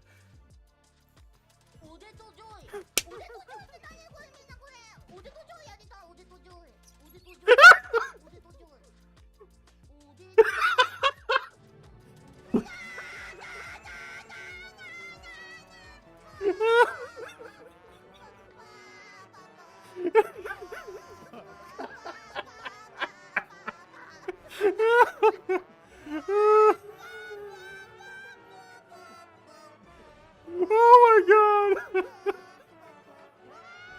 It's just...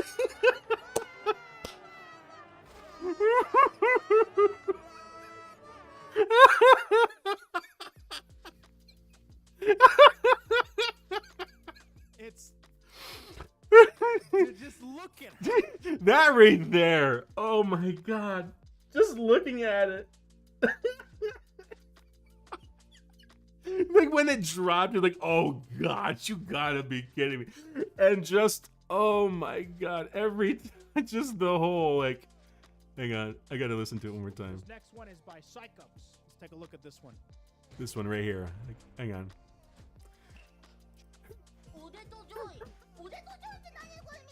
What is Soda to Joy, guys? So much.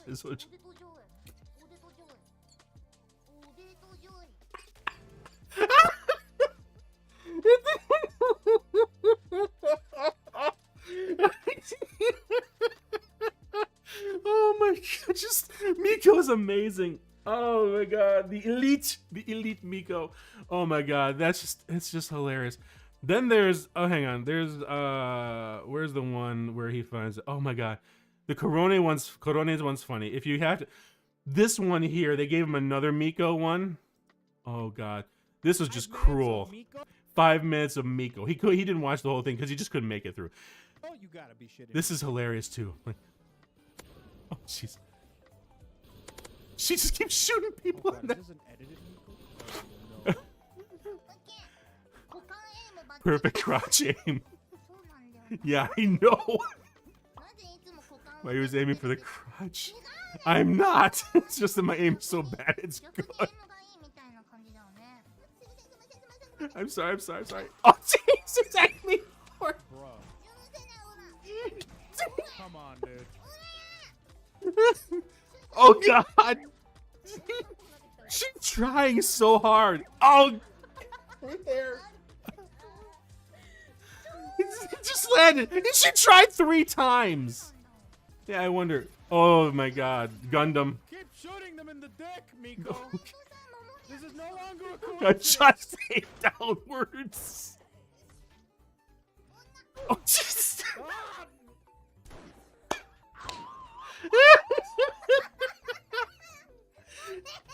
Gomez, sorry. That must have hurt. It was just an accident. Accident. My oh shit. No.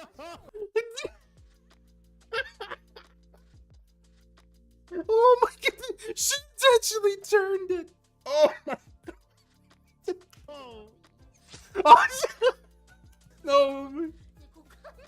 If there's one thing I'm good at, stabbing them bitch. What the hell, Miko? All right, we're done. Oh my god, that. Oh, there ain't enough sake enough. Oh my god. Oh my god, this is amazing. Miko. Oh my god, the elite Miko. I still remember her streams with Coco. Oh man, her Freedom Lady ones are just legends. But this is okay. I mentioned it. Hang on, let's see if I can find it. Oh, Nina spinning. Chibi. Oh, this is it right here, I think. Yeah, this is it right here. Hang on, let me see. Please tell me she's not streaming. Good stuff. Chibi complimented you on Here we go. your ass. I'm not apologizing. Chibi complimented you on your app. I'm not apologizing. Huh? Congrats on getting Ko to Here we smile go. with a fart joke. I love Ko. Ko is the one with a nice butt, right? He has a really nice butt. I saw that. He like literally, bro. He like catfished the internet. I See think it was catfish that right one there. Where he, like, No, cropped you're out thinking of his someone Nope, else. they're gonna show the butt image. on the timeline, and then he's like, "Ha, got you nerds. It was actually me." And I was like, "Do you think any of us care? You got a nice butt, bro. Post some more. Don't be shy. Post some more. Don't be shy. Post some Oh more." my god. You know what? You're right, Taro. I'd rather be called for having a nice butt than having a The foot. foot. thing. Yeah. Oh my. All right, that's it. I refuse to watch the whole thing, but I had to pick a few spots just to get the point. I just got the video good. Oh my god, the 10th clip. Just. Oh my god, the 7th clip. I had to hunt down the actual one like that. Just watching 5 minutes of her. Miko crotch shots. Like. Oh my god, it's just hilarious. Oh my god. Okay. What were we talking about? Oh, right. Oh man, we need a good laugh. We need a good laugh after that. Oh my god. Oh man. The whole thing with water and stuff like that, and the Akio air and like it was a good tangent though. That was a good tangent. I like that I like tangents that make me laugh like that, especially when I have sake. Especially when I finish a 300 milliliter bottle of sake. Oh. I gotta drive home too. Ooh, I hope I. Ooh, okay. But yeah, like I was saying, a Hololive I think would fit better. I think I fit better in a Hololive just because I like got that more of a, you know, that just seems to fit more my quote unquote brand more. Yeah, I like to have a little fun. I can goof, but I don't think I could be able to keep up with the people in Niji Sanji. Oh my god, I like going up with Vox and those guys. No, I wouldn't be able to keep up. They'd be making fun of me left and right. Although to be honest, Axel and those guys would probably do the same thing. So hey, you know. Oh man, but I got to thinking about it, like watching all this. Like, how can you screw up doing an agency so badly? So badly. Jiraiya's kind of Niji, if you ask me. It's true. So much to do in so little time. Oh man. But I got to thinking about it. I'm like, well, what would you have to do in order to actually have a decent VTuber agency? You know, I'm like, so I asked myself, what would I do? You know, what would I do if I was going to start a VTuber agency? Not that I would, because no, I'm not going to dive into that. I want to have more experience before I kind of get into that. But I think you'd have to look at VTuber agencies kind of like a talent management company. So like, you know, I don't have one because I've gone for 11 years without needing a talent agent. but you can get a talent agent as an actor, or you can get a talent manager. Now, manager handles your social media. They're the one that handles getting you to places, getting your schedule, keeping all that brand deals and all this stuff. While a talent agent is the one that gets you your jobs. They're the ones that get you behind roles that are only available to industry professionals and stuff like that. Because they're, as an indie, you can get a lot, but there are just some companies, like we're talking like, Ford, if you want to get in like big nationwide campaigns and stuff, you're only going to get them through a talent agent. But I would want to approach it like a talent management company. Kind of like, Vishojo does it.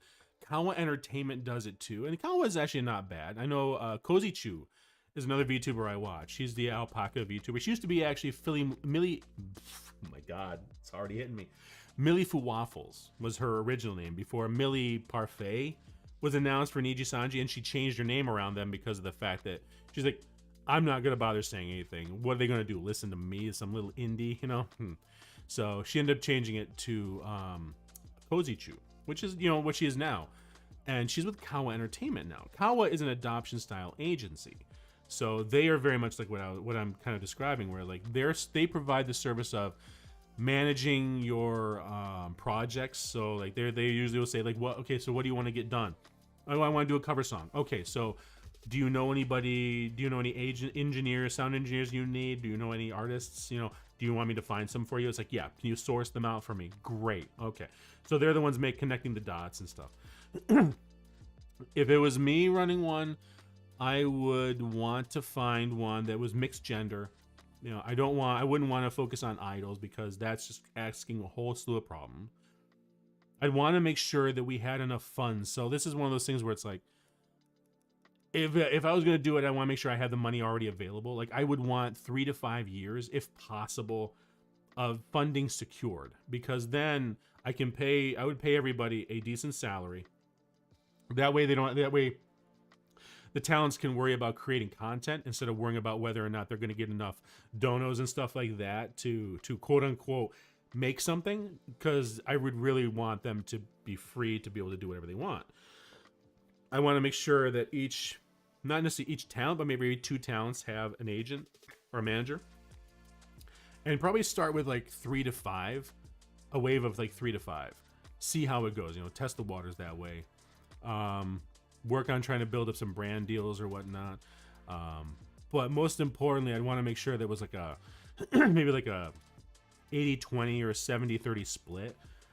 The talent obviously gets like the 70 or the 80%, and then the agency would collect the other part, mostly to cover management costs and stuff like that. Take small percentages here and there, nothing crazy, but just enough to be able to pay and to cover our costs as well, where the majority of the money will actually come from like branding deals and such like that. But I'd want to make sure that everybody had like health insurance, dental, have all that stuff lined up, because I think HoloLive does it that way. HoloLive very much has you basically are on staff. You're working for HoloLive for cover. You have a full-time contract. I'm pretty sure it's I don't know. Obviously, you have no idea what the actual rates are. But my assumption, it's very much like when you work for a restaurant in the U.S. And I know we're like the only ones that do tips and shit like that. But they make a wage. I would make sure it's a livable wage. But you make a wage, and then whatever is extra, you get to keep. So like any tips you get, those are yours. I kind of feel like HoloLive Cover does it that way, where it's like, okay, we're gonna cover your insurance, we're gonna give you health, dental, medical, all that stuff. We're gonna give you a base salary. Anything extra, we're gonna kind of figure out what the percentage is, and that's what we agree to in the contract. And it's probably a yearly contract. I imagine it probably renews every year, and then you sit down for renegotiation and see how it goes. And based upon your performance, you either get more, you get less, just to kind of work it out and make it financially profitable to everybody. But to hear these guys, like this right here, this Aurora Live was terrifying, honestly. Not even so much that it was a Chinese company, but it's just the fact that they kept calling her Snake Lady. The fact that she kept doing all this work for free and was basically the muscle. Like the interesting thing is she actually, right here, Snake Lady here. She actually, this is supposedly her that's mentioned in the video. And she was just as much a victim of this agency as anybody else. She wanted to be a talent, but then they had her doing all the stupid social media management and then managing the talents and doing all this other crap for free until like a year passed, and then they finally paid her. Like, you don't do that. Like, hell, nowadays in the States, you're not supposed to do unpaid internships, because if you're having them work, you pay them for the work, you know? But of course, then there was Wachter, which was disgusting. And God, Akio Air, I don't even want to. That's just like, it sounded too much like the owner wanted to harm. Is really what he was trying to do.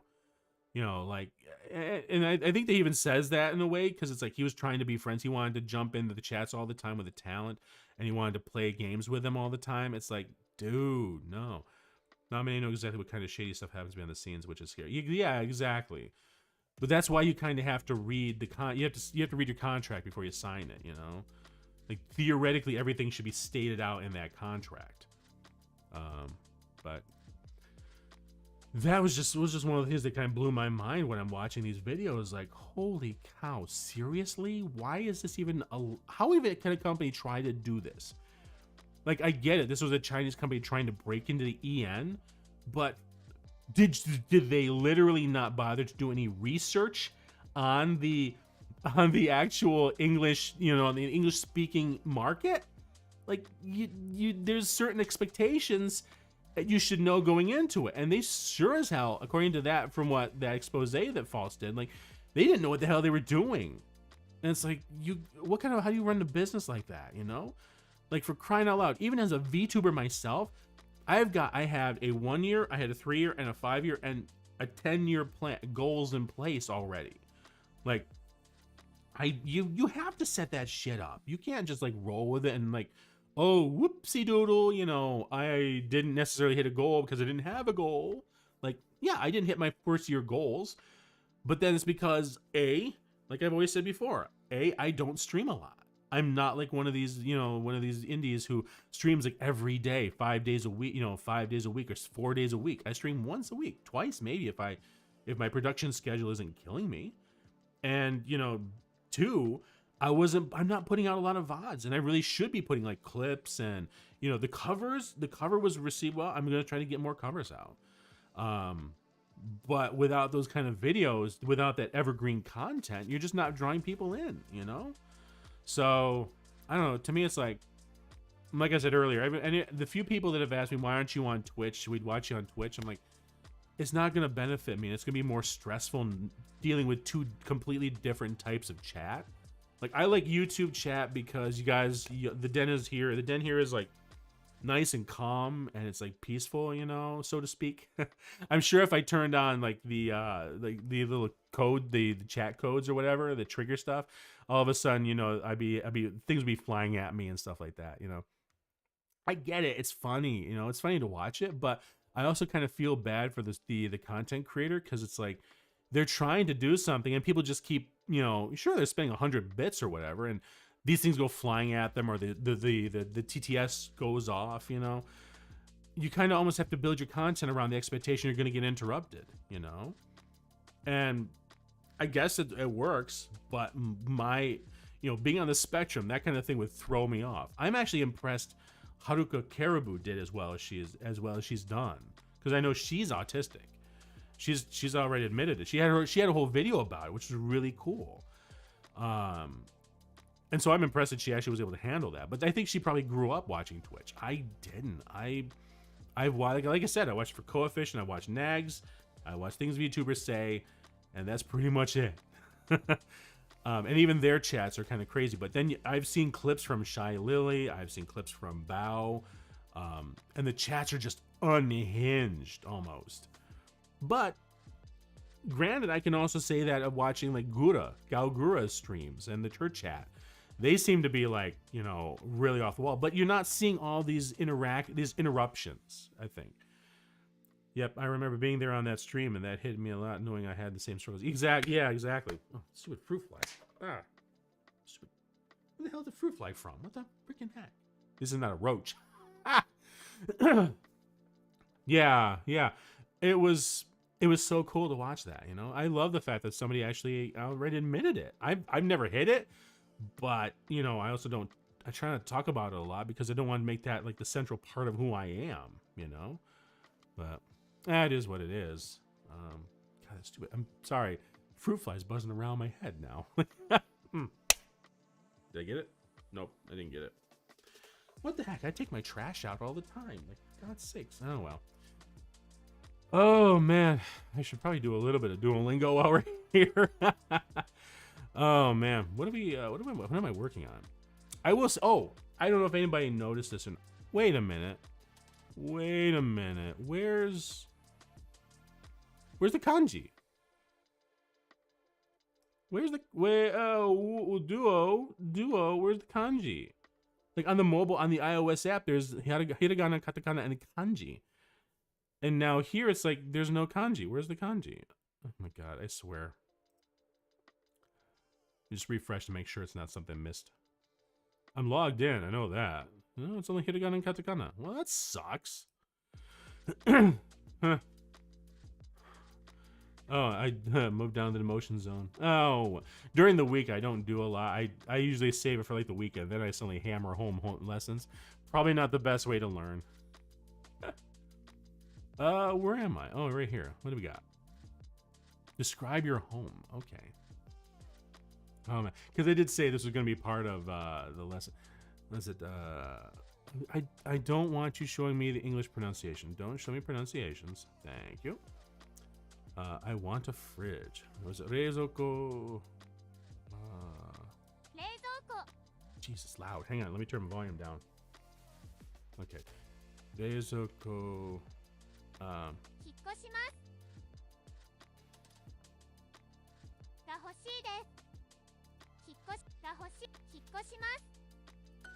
Yeah, I was gonna say. Ooh. The sake is kind of like hitting it. Oh man, this may not be the best time to be doing this right now. Oh man. Okay. Okay, so this is an air conditioner. Oh, geez, son of a, I hate that. Konshu earcon. So that's air conditioner. Okay. Oh man, I'm gonna buy an air conditioner this week. I think it is. On the weekend. I'm going to buy an air conditioner this weekend. Konshu. Oh, this week. Ah, damn it. Is it Raishu? It's Raishu and Konshu. Raishu. Okay. I'm sorry. What'd you say? Mada furui sentakuki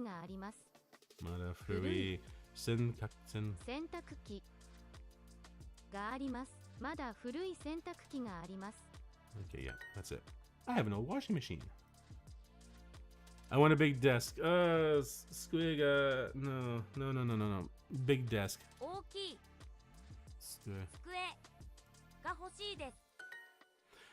It took me forever to figure out, to actually understand that the big desk part there, you actually had to put them in order, because I'm used to it saying, you know, squiga, you know, God, my brain.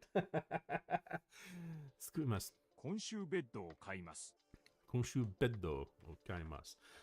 I'm gonna buy a bed this week. I'm going to buy a bed this week. It didn't say new, right? Atarashi? Okay, good. Hey, all right. Raishu sentakuki o kaimasu. Raishu sentakuki o kaimasu. Raishu sentakuki o kaimasu. Yep. Raishu sentakuki. I'm going to buy washing machine next week. Raishu. Itsu atarashi futon o kaimasu ka? Itsu atarashi futon o kaimasu. I'm going to buy Maska. Are you going to buy a new futon? When are you going to buy a new futon? My God. Backstory music. Oh, no problem at all. I'm stumbling my way through because it's like fuzzy. Oh, fuzzy. Furui reizouko ga arimasu. Furui reizouko ga arimasu. この新しい洗濯機はいいですね。 This new washing machine is nice, isn't it? It is. This new washing machine is nice, isn't it? Absolutely it is. Fuzzy like your tail. 5 tails. Mind you, 5 tails. Do I have to show everybody 5 tails? Hang on. I'll show you all the 5 tails. See? I don't show myself off that much. But see? 5 tails right there, baby. 5, yeah. Yeah, I'll slide myself down here. Hang on. Nope, too big. There we go. That's better. There we go. Oh boy. Okay, so kono atarashi sentakuki. Tails face homes. Yeah, I am not just some new wild fox or some new fox, man. I've been doing this for a long time, man. Oh, almost 600 years, baby. This new washing machine is nice, isn't it? Yeah. When are you gonna buy a TV? I don't know. Itsu. Terebi. Oh. I always have to double check because like they always throw me off with like new or old. So atarashi furui. I'm like, when are you going to buy a TV? Yeah. Oh, cute. Konshu kawaii. Kawaii. Wait, what was it again? It's a cute futon? Imagine if it hits you with a sudden Dude, I don't even want to think about that. That would mess. In my state of mind right now, that would mess me up. No. Hondana. What am I? What Hondana? Honga Hondana. We're in a bookshelf. I still don't have a desk. Mada. Tsukue. はありません。ありません。I keep wait. 今週新しい電子レンジを買います。 Oh god, denji. Oh, it's a microwave. Konshu atarashi denji. Okay, I'm gonna buy a new microwave this week. I'm going to buy a new microwave this week. Yeah, like when I heard aircon. Yeah. Aircon threw me off. I still can't throw me. I thought there was another word for air conditioner, but I know it's like katakana. As you probably saw, my hiragana is almost full, but katakana is like so like loose. When are you gonna buy a new futon? Atarashi. Oh no, mada. Where is it? Itsu. Atarashi futon o kaimasu ka? 買いますか。明日新しい冷蔵庫を買います。明日。Oh, 明日 tomorrow. Atarashi new aircon. Is it aircon? 明日新しい冷蔵庫を買います。Deizoko o kaimasu. I'm gonna buy a new refrigerator tomorrow. Ashita. I'm full here again, but kind of yeah, gonna be safe. Forget. I'm going to buy a atarashi new fridge tomorrow. The funny thing is, the last time I saw my my nieces from who are my half Japanese from my sister-in-law is from Amori, you know, they have 2 daughters, and it's cute because like they're old enough and they actually go to school both here in the States and in Japan. So like part of the year they go back to Amori Prefecture to stay with her parents, with their mother's parents, and they go to school there, and then they come back. Then in the States they do school here. And it was funny, last time I visited them, we were talking because they showed me, it was so cool, it was so cute. They brought all the projects that they did in school and they showed me like, oh no, Oji-san, Takayasu, look, and I'm like, oh dude. And they had done this maze with like rubber bands or something like that. It was cute. But the older sister, she actually brought her writing homework out, and I'm like, oh, the moment I started, I'm like, oh, and she's like, yeah, it's katakana. She's like, I hate katakana. I'm like, you and me both. Oh my god, I hate katakana because there's a couple kana. They're so close to each other that the two stupid little lines turn like 15 degrees, and it's different. And it's like, oh my god, what are you gonna do? Hondana. Itsu hondana. いつ本棚を買いますか When are you gonna buy a book? And so not atarashi. Okay. 新しい机が欲しいです。新しい机が欲しいです。新しい机が欲しいです。 Yeah. I keep forgetting Mada is still. Like, I still have. 今週エアコンを買います。 I made a mistake. Oh, right, this week. I'm going to buy, excuse me, goodness gracious, going to buy an air conditioner this week. Yay! Right.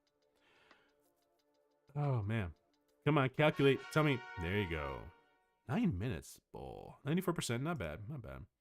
I will say, I kind of I've gotten used to mobile being a lot better than the web version.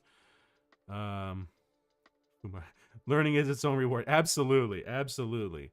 Even if it's frustrating, you still learn something, you know. Tanku, for example, one line difference always throws me off. Absolutely, oh my god. 462 day streak. Yeah, I didn't realize I missed the day. Zip. There we go. I'm out of demotion now. Yeah, let me take a look. Like the katakana. Yeah. That's just so bad. Like, yeah. In my IRL account, because I have 2 accounts, I have almost all of the combos all the way down to the long vowels here done, but like I just haven't caught up to it the DuoLingo demon. Oh my god, absolutely. Oh man. Where is it? There was I think it's Tsu and Shi. Yeah. Tsu and Shi. These two. There's a couple other ones, but this right here, like this kills me every stupid time. Then you have Kit and Ku. The length stretches out a little longer. Okay. It's funny too. Like some of these are just like, you might as well just use the hiragana. You're just using the same thing. It's just a slightly different writing style, but you know, it is what it is. But yeah, I have to be so careful. Oh my god, I have to do that. The little tisk there. Oh man, like the worst part is I'll be looking at something and it's like, if I'm listening to somebody, this is the thing that kills me. It's the listening part that really throws me off too, because I can't tell half the time if my sister-in-law is actually saying katakana, like saying it like an English word, or if it's, you know, I'm just misinterpreting it incorrectly.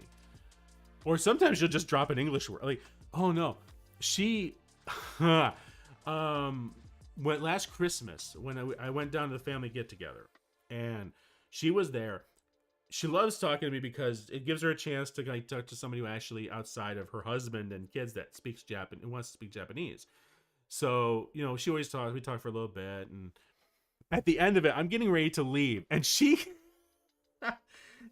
comes out, and I don't remember exactly what she said, but she was saying, I think she said something, "Veto no mofa ga suki desu ka?" And I'm like, wait, what? I'm like, I froze for a second. And I'm like, Nani? She goes, Vietnam fa ga suki desu ka? And I'm like, Vietnam fa. It was throwing me off because like my brain automatically translated Vietnam is Vietnamese. Okay, Vietnam. Pho threw me off. I know what pho is. I know the soup pho. I know what it is. But my Japanese sister-in-law talking about Vietnamese pho, my brain just froze, and I'm like, there's no way in hell she's talking about Vietnam. Like, And I felt bad because I could tell her face she was not necessarily frustrated but disappointed, and I'm like, I'm sorry, what are you saying? She's like, and her husband goes, he goes, she's asking about Vietnamese pho, and I'm like, oh, Vietnam pho, and I'm like, oh, Vietnamese pho, and their youngest daughter goes, she turns to him and says, see, Dad, I told you it's pho, not pho. I'm like, but she turns out she had brought a whole bunch of these instant like ramen packs, but they were actually Vietnamese pho. And she's like, do you want some? I'm like, absolutely, I'll take it. Yeah. No, it's spelled in English, it's PHO. So Vietnamese, so it's pho. Saigon pho. Well, there you go. So yeah, this is pho, but it's pronounced pho in Vietnamese. Yeah. It's really good. It's like a ramen. It's almost like a ramen, really. It's like a tonkatsu ramen, if you really think about it. I think most of the time it has pork and stuff. Obviously, completely different noodles and stuff. It's not using soba or, you know, ramen or soba. But it is really good. And I was like, oh yeah, absolutely, give me. I'll take it. I'll take something.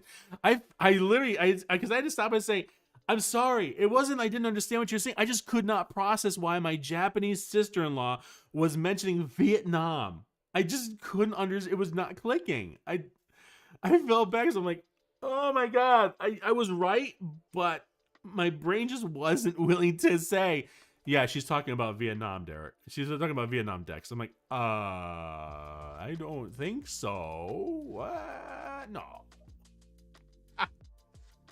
Oh, man. Anyway, that was a weird moment with my interaction with Japanese and getting thrown off by the, you know, foreign, you know, countries and stuff like that. Like Igirisu, England, you know. That surprisingly enough, that throws me off sometimes too, and I don't know why. Betunamu makes sense, but then there's one that's called platform. The word for platform is gemu. I know gemu is the video game, but there's another one for platform. And I'm blanking on it right now. But it's like it ends with a mu. It ends with a mu, and it's like the moment I hear it, I'm like, oh, platform. But it's like, and I think it's mostly like in dealing with Japanese with train stations and stuff, I think is where you would use that word. But either way, my brain is so fuzzy right now. It's not even funny. Oh man. Oh goodness gracious. Okay, where are we? What do we got? Duo becomes a chess champion. Nice, Duo. Nice of you. Complete 25, score 9 or higher. 21 hours. When does this do? 7 days? Oh crud. I really hate it if I don't get these done. I've got a couple days. I can wait until the weekend to finish these up. Because it drives some of my family, the people who follow me on my IRL account. It drives them nuts because like it'll go like throughout the whole week. It's like, oh, you know, Dex completed one lesson. You completed one lesson, and then all of a sudden the weekend they're like, you did 15 lessons. I'm like, well, yeah. I'm like, this is when I can actually do stuff, you know. Oh man, but it's just weird. Like the mobile version I think is better. Like than the web version for some reason. I don't know. I'll do one more. Let's see. I think I found the word. Oh, you did.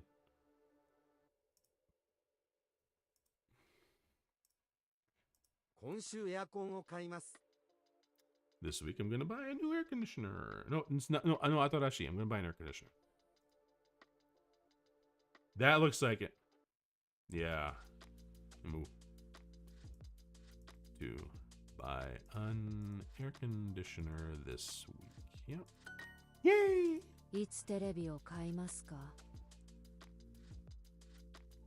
When are you gonna buy a television? When I have the chance. Are you going to buy a TV? いつ新しい布団を買いますか? Homu? Is it really Homu? Yeah, Homu. Could be, yeah. That sounds about right. Yeah, Homu. Yeah, because I think home. Home. That's my brain automatically thinks home, but it's a homu. Homu. Yeah. いつ新しい布団を買いますか？いつ新しい布団を買いますか？ Was it いつ futon? 新しい布団を買いますか？ Okay, what's futon? この小さい机はちょっと。この小さい机はちょっと。はちょっと。I don't really like this new desk. Don't really like this. Wait. Oh no, it's not atarashi. この古い. So small desk. Wait, no. That's chisai, isn't it? この小さい Oh, 机 it is は cheesy. ちょっと。 Yeah. Oh my god. 高い電子レンジはありません。高い電子電子レンジはありません。 Train platform. Yeah, eki. Like Tokyo Eki Homu. Tokyo Eki Homu or something like that would be like, you know, Tokyo train station platform. この明るいリビングはいいですね。この明るいリビングはいいですね. And this was the highlighted answer. 10. Ryo Hensei. A train of 10 cars. Homu platform. Okay, well, hey, that works. Okay. Wait, what was it again? この明るいリビングはいいですね。 Akarui. So this well lit. Okay. Is nice, isn't it? This well lit living room is nice, isn't it? Is nice, isn't it? I think it's nice. I think it's very nice. 新しい電子レンジはありません。新しい電子レンジはありません。ありません。 I do not have a new microwave. Yeah. Do you still live in that old apartment? Do you? Mada まだ Furui 古い Pato アパート ni 住んでいます sundemasu ka? か Oh, what did I miss? Sono. Ah, the word that. I missed that. Sono.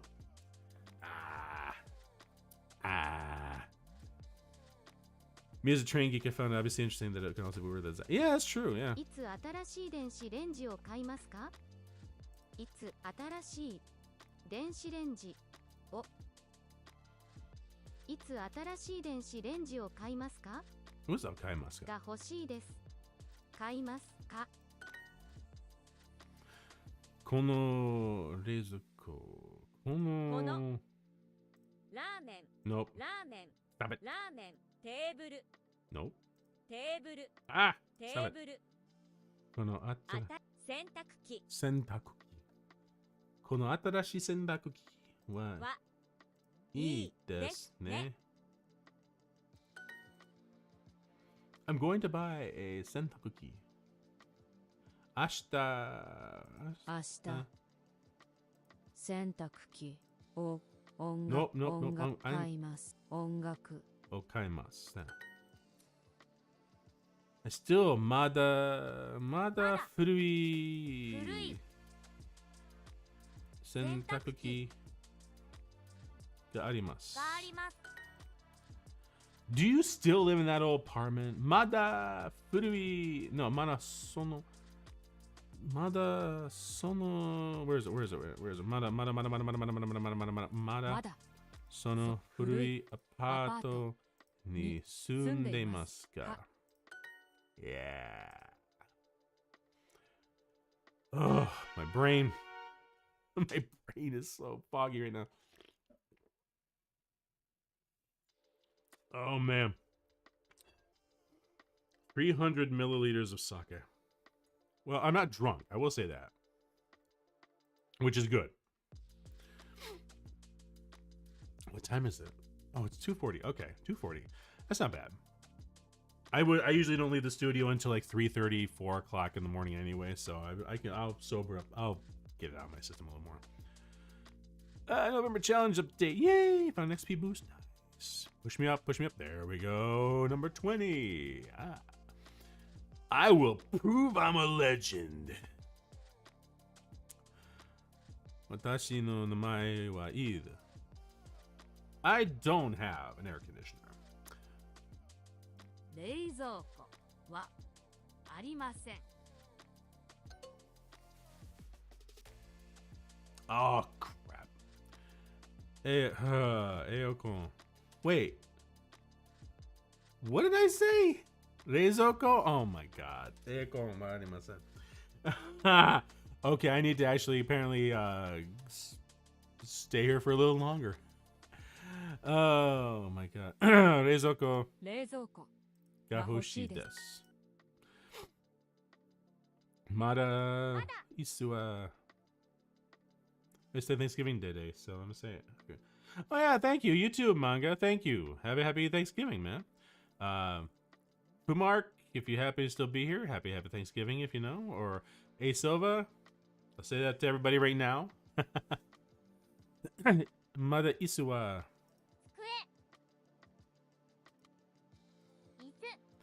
I don't like the fact that Duolingo will sometimes switch between actually using just the hiragana to spell everything out or the katakana, because I get used to the hiragana, the kanji for chairs. Mada isuwa.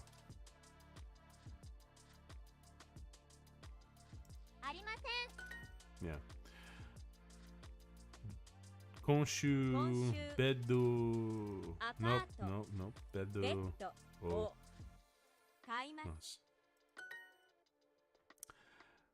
This is Hirui 広い Apato アパートが欲しいです。 I have a spacious shower. Hirui shower があります。広いキッチンテーブル Nope. Shower シャワーがあります。 Speaking of Thanksgiving, kind of surprised there was a Thanksgiving horror movie? I shouldn't say anything because I know there's a Christmas horror movie too. So it's like, what the heck? When are you gonna buy Isu? テレビを買いますか? Semi. I don't really watch out though. この Excuse me. 狭いキッチン面白い No. 面白いはちょっと Hirui shower があります。Wait a minute. Where is it? Well lit. No, it's 机 no. 掃除機 No. It's 掃除 not 機 that one either. Akarui. 明るい Akarui. That's right. What's recent, I just heard from my mother that some of it was filmed at the high school I went to. Really? Hang on. All right, hang on.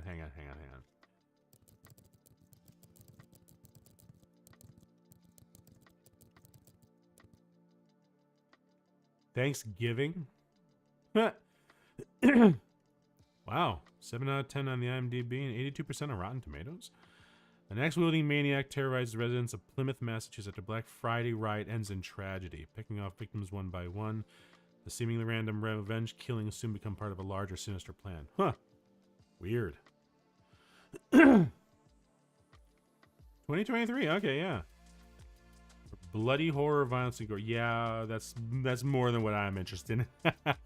I will say I'm actually surprised I've actually kind of gotten to like the Alien the video game Alien Isolation. I didn't think I would actually like it, but I actually do now. Akarui shower. 掃除シャワーがあります。 I have a cute table. Kawaii table. かわいいテーブルがあります。 Nice step up for you. Yeah. Well, after the first one, it took me a little bit because like the xenomorph is still terrifying to me because like it was like been a nightmare for me since I was a kid. But playing the game actually gave me a chance to kind of get used to it a little bit. I still hated it when it killed me because it always does it to your face. But you know, it gave me a chance to actually kind of like get used to it and get you know, be able to handle it. So akarui, no, hirui. 広い Living リビングが欲しいです excuse me. Mada sukue 机ありませんありません wa はありま arimasen. せん The worst part is on the website you can't move these around. So like once they're in, you kind of have to. Oop, darn it. Yeah, to get used to. I'm pretty sure the horror vibe is giving off. Yeah. I still have an old Mada Furui まだ古い Sentakuki. 洗濯機があります Hai. はい Futon ga arimasu. 布団があります。 I'm also going to be moving next week. Raishu. 来週 Oh god. 引っ越しますもう引っ越します Watashi mo hikoshimasu. I always kind of forget watashi mo, but I want to hondana 本棚が が欲しいで hoshidesu. Hirui, akarui. 明るいです Akarui desu. Yeah. Nope. Oh, very. Ah, damn, I forgot. Oh, totemo akarui desu. Ah, I forgot the totemo. I'll probably buy a new vacuum cleaner. Mada still itsu. Tabun. 多分 Atarashi. 新しい冷蔵庫 No, it's not atarashi. 掃除機 Sojiki o を買います kaimasu. Me who doesn't recognize kanji on what to say. My brain's like, I need furigana. Oh man, well, that's kind of like Genshin there, where you have the Hydro Archon there. I don't have a big bed. 大きいベッドはありません。 Yep. And 80 points. Yeah. I have to keep reminding myself, this is actually Thursday now, not like the weekend yet. There we go. Yeah. Nice. Okay. Yeah, no, it was I actually finally pulled her. What is her name? God, I'm blanking. Farina? Farina? Yeah, Farina. Yeah. Yep, Farina. Yeah, I actually have both Nuvile and Farina. Farina, I was shocked. I'd saved my Primo so much for that stupid pull, and I kept missing her. I kept not getting her. I actually ended up Beidou. I ended up like a C6 Beidou, I think is what I got, because the game just wouldn't give me Farina. Finally, it gave me Farina, and then I did another pull with what I had left over, and I got a second. So I actually have a C1. I have a C1 Farina now. I'm like, yeah, I'm happy with that. I only have a C1. I have a C0 Nuvile, which is a shame because his C1, I think Nuvile C1 is what actually gives him more interruption resistance. Nuvile. Yeah. Here we go. Let me see. I want to check this really quick while I got it in my mind. I think it's either C1 or C2. Where's the constellation? Yeah. Double S. That guy should be triple S. God, he's a tank. Well, no, he's like a howitzer, really, if you think about it. Where is it? Where's the C's? There we go. Venerable institution. When Nuvile takes the field, he will obtain 1 stack of past Arcana Glorious from the passive talent area. Additionally, his interruption resistance will be increased while using the charged attack empowerment legal evaluation. This right here is when people actually will do the crazy, like, you know, he just spin him around and he just destroys everything, like that right there. It's this C1. and I couldn't even get that. Massive increase can be achieved this way. What's this? Passive talent, heir to the ancient sea's authority, will be enhanced. Each stack of past Arcana glories will increase the crit damage, charge attack, equitable. Yeah. So I was kind of, I wanted to get C1, but I couldn't. I didn't pull him at all, and I was trying to save some for Farina. So when I actually pulled Farina, finally, my God, C6. Do I hang on? Let me Hoyo Lab. I think this actually shows. I want to get. Hang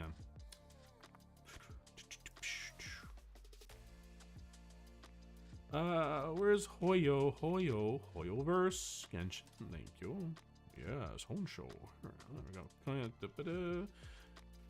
Oh man, brain's a little fuzzy, but that's okay. Let's see. Log me in, baby. Oh, come on. Don't make me do the whole skip. All right. Perfect. Okay, here we go. Genshin, I think if I go to the toolbox, I think that's where it shows. Checking. Serenity Pot. Oh, I keep forgetting about the Serenity Pot. Jeez. Tell me, Primo, more you obtain in October? No. Widget. No. Card Plaza, Hoyo Wiki, Battle Chronicle. Is that it? I thought there was. Let me see. He tossed in my head. I always think of his English PA Ray Chase doing the meme. Artrice mécanique d'analyse cardinale. Yeah. Oh yeah, here we go. So okay, so yeah, 80 Nuvile. I've been leveling them up like crazy. Where is she? And my characters. Where's the rest of my characters? Oh, I gotta scroll here. Good God. Beidou, where are you? Yeah. So nah, not Lynette. I worked hard to try to get Rustly here. God, I almost didn't get him at all. I like his fighting style because it is very much like Dea. But I did pull one. I pulled a C0 of him. Beidou, my God, she was pissing me off. Like every time I pulled Farina, it was just giving me Beidou. I'm like, for God's sakes. Yeah, she's a C6. Like I fully constellationed her because of the fact that that's all the gacha was pulling for her. Like, geez, stop it. Yeah, who else do I have? Like, I've actually been pulling a lot of characters who I didn't have up to this point. It's kind of funny. Who's this, Reno? Oh yeah, Farina. Oh yeah, Farina. Yeah, I don't know. Yeah, that's my brain on sake. I was happy to actually get Zhongli when he came out. I didn't even give a crap about getting the Wind Archon there, the drunk minstrel there. I just don't like his character that much. I was so disappointed that I did not get. Oh, why am I blanking on her name? She's the only like physical fighter, the only physical spec fighter. Yeah, she does a flamenco dance, and oh my gosh, I love her character design. God, I was so mad I didn't get her on the last banner that she had. I was like, shoot. I just couldn't acquire the P Primos fast enough. That's the worst part. Let me see. So Nubile, I got up to level 8. Where's Farina? Farina, where are they? Where the hell are you? There you are. So yeah, CC1, I got a level 40. I got to continue working on getting her because like she is. Oh my God, Eula, thank you. Yeah, Eula. Oh, I will say this. This is actually. I want to see if I can find it.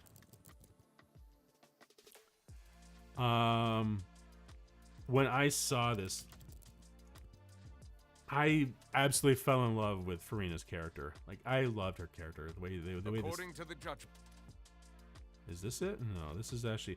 I really should actually play Genshin again because I've actually gone through and finished the Dendro Archon quest line, which is a shame because the battle was so amazing. I didn't realize it was going to be like that, and I felt bad I didn't do it online, on stream.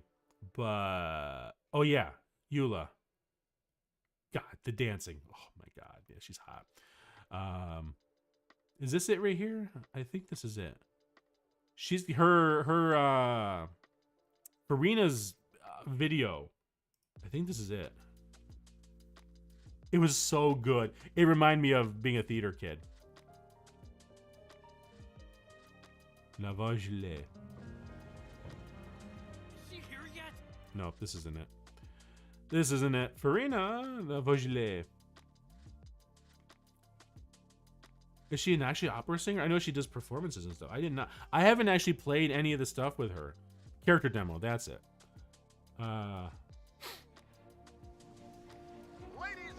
think this is it. I saw this and I'm like, I have to get Farina. Please put your hands together for our national icon, Fontaine's biggest celebrity, one of the 7 archons of Tibet, the Regina of Bringing back some memories of in theater days. Yeah, exactly. Farina de Fontaine. Watch this right here, right there.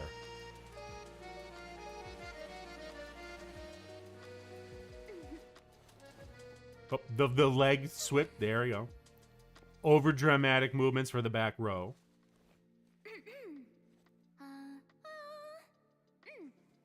Vocal cords are ready, blood sugar replenished. Let the show begin! Jazz music, baby.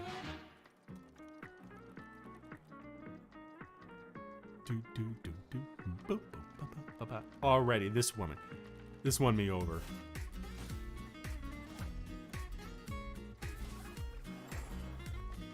The bow.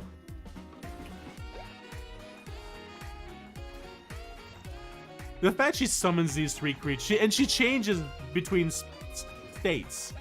She's either a healer or she deals damage. And she walks on water.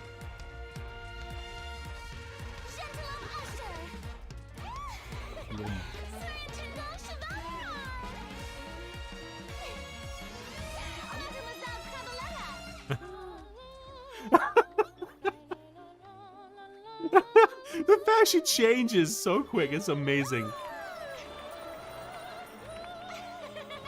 I almost kind of got like the feeling of like Harley Quinn from her a little bit.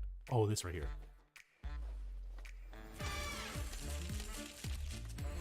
Dude. She oozes so much personality. Oh my god.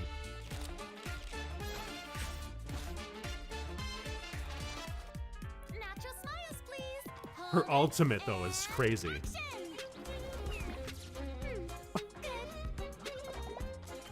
I love it. She takes the...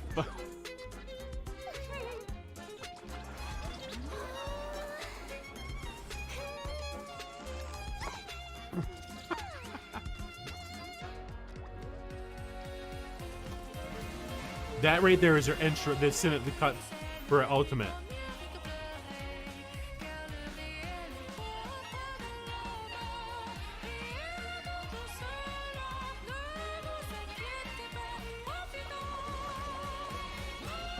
A little French opera. Love it.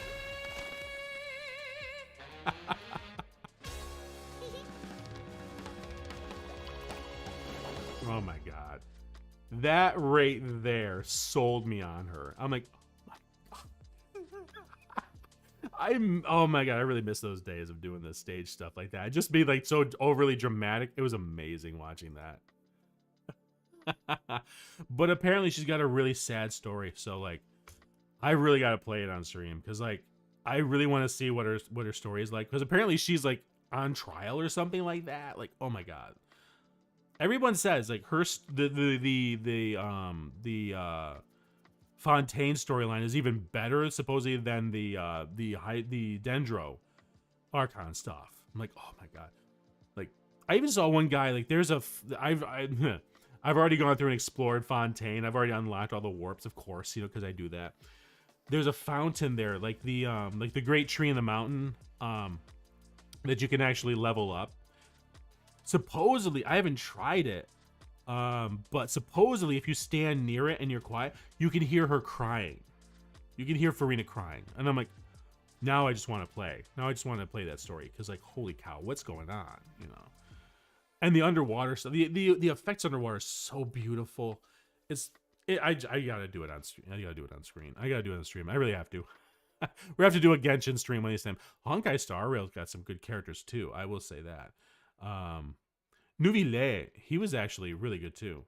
I never watched the member of the cast. I have not. I'm trying not to watch a lot of this stuff because I don't want to spoil, you know. But yeah, oh my god. What's the comments?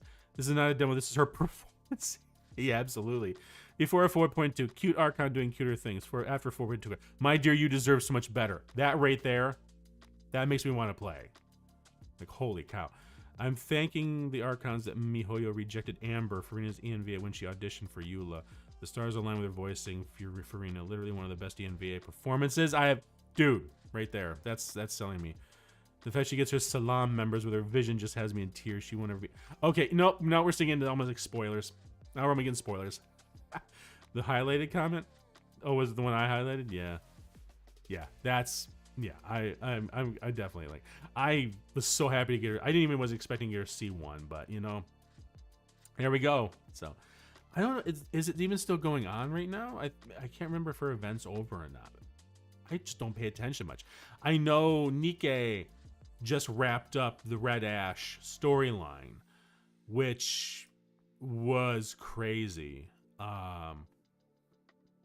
Especially because we got to see who the because of course it was like another prequel, so to speak, before Overzone, and this one was really good too because you got to see the Goddess Squad form. So you got to see Scarlet, you got to see Dorothy before she went psycho, before she kind of got PTSD and was like, I'm just gonna wipe out the Ark kind of thing. And then you had Rapunzel before she got corrupted by Red Hood. Snow White when she was young. They give her to you for free in the event, which is really cool. Good. She's a great. I love her character and doing the counseling session with her. It's basically older Snow White kind of going into her memory, and that's what you interact, which is kind of cool. I like the way that was done. Hang on. Let me see. Go back. Let's see. Or Red Ash. Okay. Oh, Lost Roxy, I don't care about that. Oh yeah, this is her. This is the not the first. So the interesting thing with this is actually Red Hood, and I managed to pull her a couple times, which is nice. Yeah, I haven't been up to date with what Honkai's been doing. Yeah, Honkai. Hang on, Honkai. Yeah, fine. Honkai Star Rail. Let me see. Where is they? Oh my god, they had an event recently, and I think. So the funny thing is, as I'm playing, they seem to be spoofing a lot of gameplay mechanics. Like, I was doing this one, I haven't finished it, and thankfully it's one of those management kind of things where we're actually building like supply lines between suppliers and the merchants and stuff to ship their product. And it's really a weird kind of mechanic. I'd have to show it on stream. But part of it, the storyline, is almost like this Phoenix Wright like moment where you're like you're talking to, like, in the story of it, you're talking to this guy who's trying to win, and all of a sudden it's like, objection. You're like doing this, here's my evidence, and you show evidence, and I'm like, wait, we're playing Phoenix Wright now? Like, what the hell?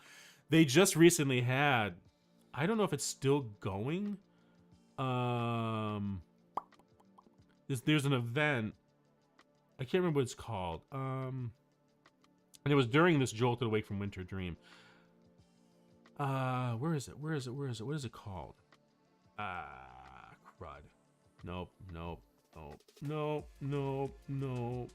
Upgrade your Clara? Ah! I was hoping it would actually so. No. Moment Among the Stars, no.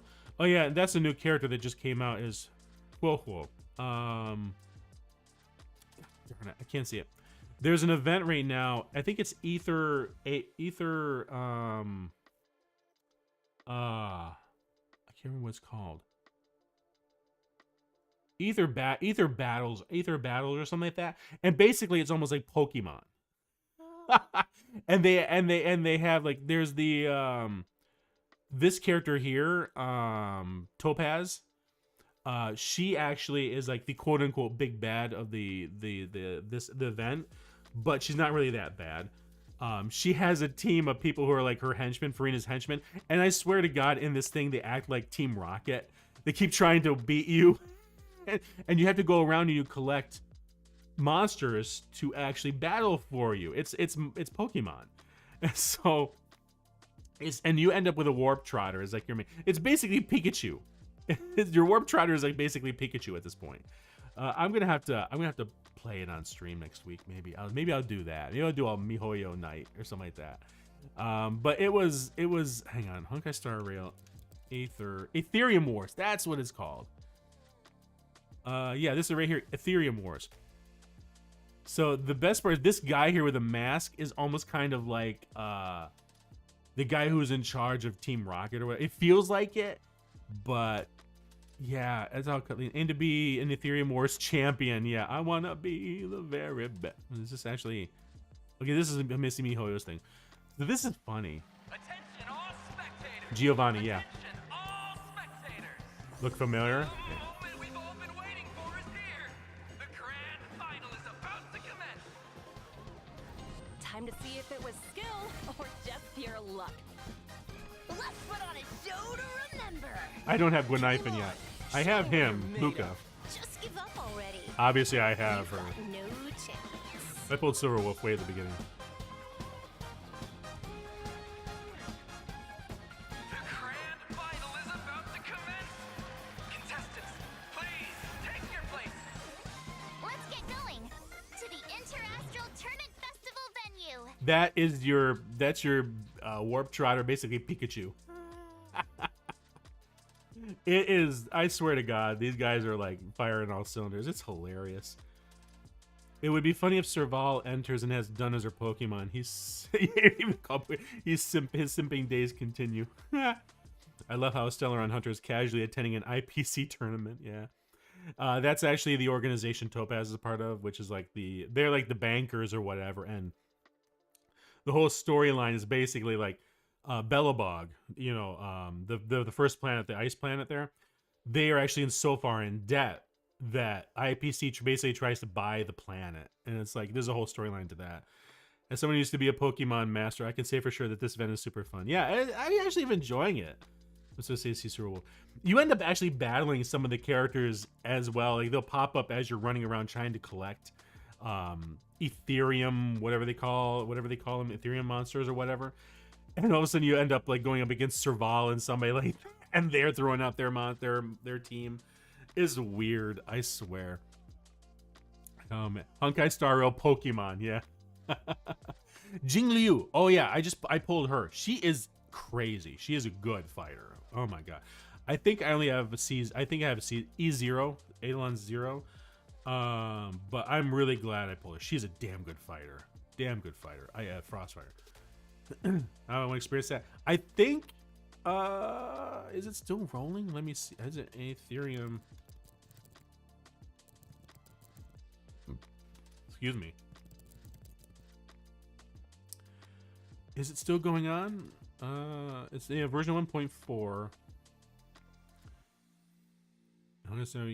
I imagine this is. I think this is going to be kicked over to like the cool thing with Honkai Star Rail. I love is they take a lot of these events and keep them. They just put them in like this archive section. Like you could still do the museum. You can still do the Belobog Museum if you didn't do it. You just don't get all the extra bonuses and stuff. But they just could put them in this historical thing. So I imagine it's gonna be like, it's gonna be like this too. But like yeah, hyperlink match guide. So you have your fights, you know, with your ether spirits. That's what they call them, ether spirits. It's great. Okay, so it goes until November 13th. So technically it's over. Damn, I wasn't paying attention to it. But I think it's going to still be available. We could probably I could try playing extreme. I think Future Market 2 mission. Future Market. This is, yeah. Look at this. This is great. Ethereum Wars offline tournament festival hosted by the IPC. Defeat the champion. Defeat Overlord. Ether Spirits. This is crazy. Defeat hyperlink matches. Yeah, they would have to actually keep it because something like this is huge. Like just the amount of work. Ether Spirit, like the fact there's all these guides just for this one sub game, this mini game basically of it. It's insane, insane. Keep the Trotter or not? I didn't realize I couldn't keep the Trotter or not. I didn't realize I could kick him off. He's actually a really good healer. Like, he's not bad. He could be boosts and also heals. Yeah, so the Foxy and Tale of the Haunted, Ho Ho, Dunhang, Serval, Arlan, Argenti, Serval, Hanya. So many guys just like Pokemon with back. Yeah, exactly. Oh god, it's 3:11. Oh, okay. I think. Oh man, I'm getting like we probably should stop for the night. Let's kind of go back here. Let me switch back. Yeah, this is a good chatting stream. It's been a while. Just like, man. Oh man, I'm glad it was actually. I'm glad we have some fun tonight. Oh man, and kind of even going off of the tangents and stuff was really cool. I had a lot of fun. Manga, I want to thank you for hanging with me tonight. I know it's like I was not expecting a lot of people in chat because of Thanksgiving and everything, but I wanted to at least do something fun. So I wanted to thank you Manga, thank you for Mark, thank you A Silva. I want to appreciate everybody who was hanging out and lurking too. Thank you all, Kage. All of you, I really appreciate you guys hanging with me tonight. If you're in the States, have a happy Thanksgiving. I hope you all do enjoy time off, with the family or not. And if you're not in the States, I hope you have a great weekend. I won't be streaming, obviously, probably until next week. My project is due Wednesday, so maybe I'll be streaming then or Thursday. We'll see. But it will be next week. Always love being here tonight, Dex. Thanks. Yeah, thank you, Manga. And then maybe sometime I'll remember to do another sake time. But again, thank you, everybody. I appreciate it. And I hope you all have a great weekend. And take care. Have a good night.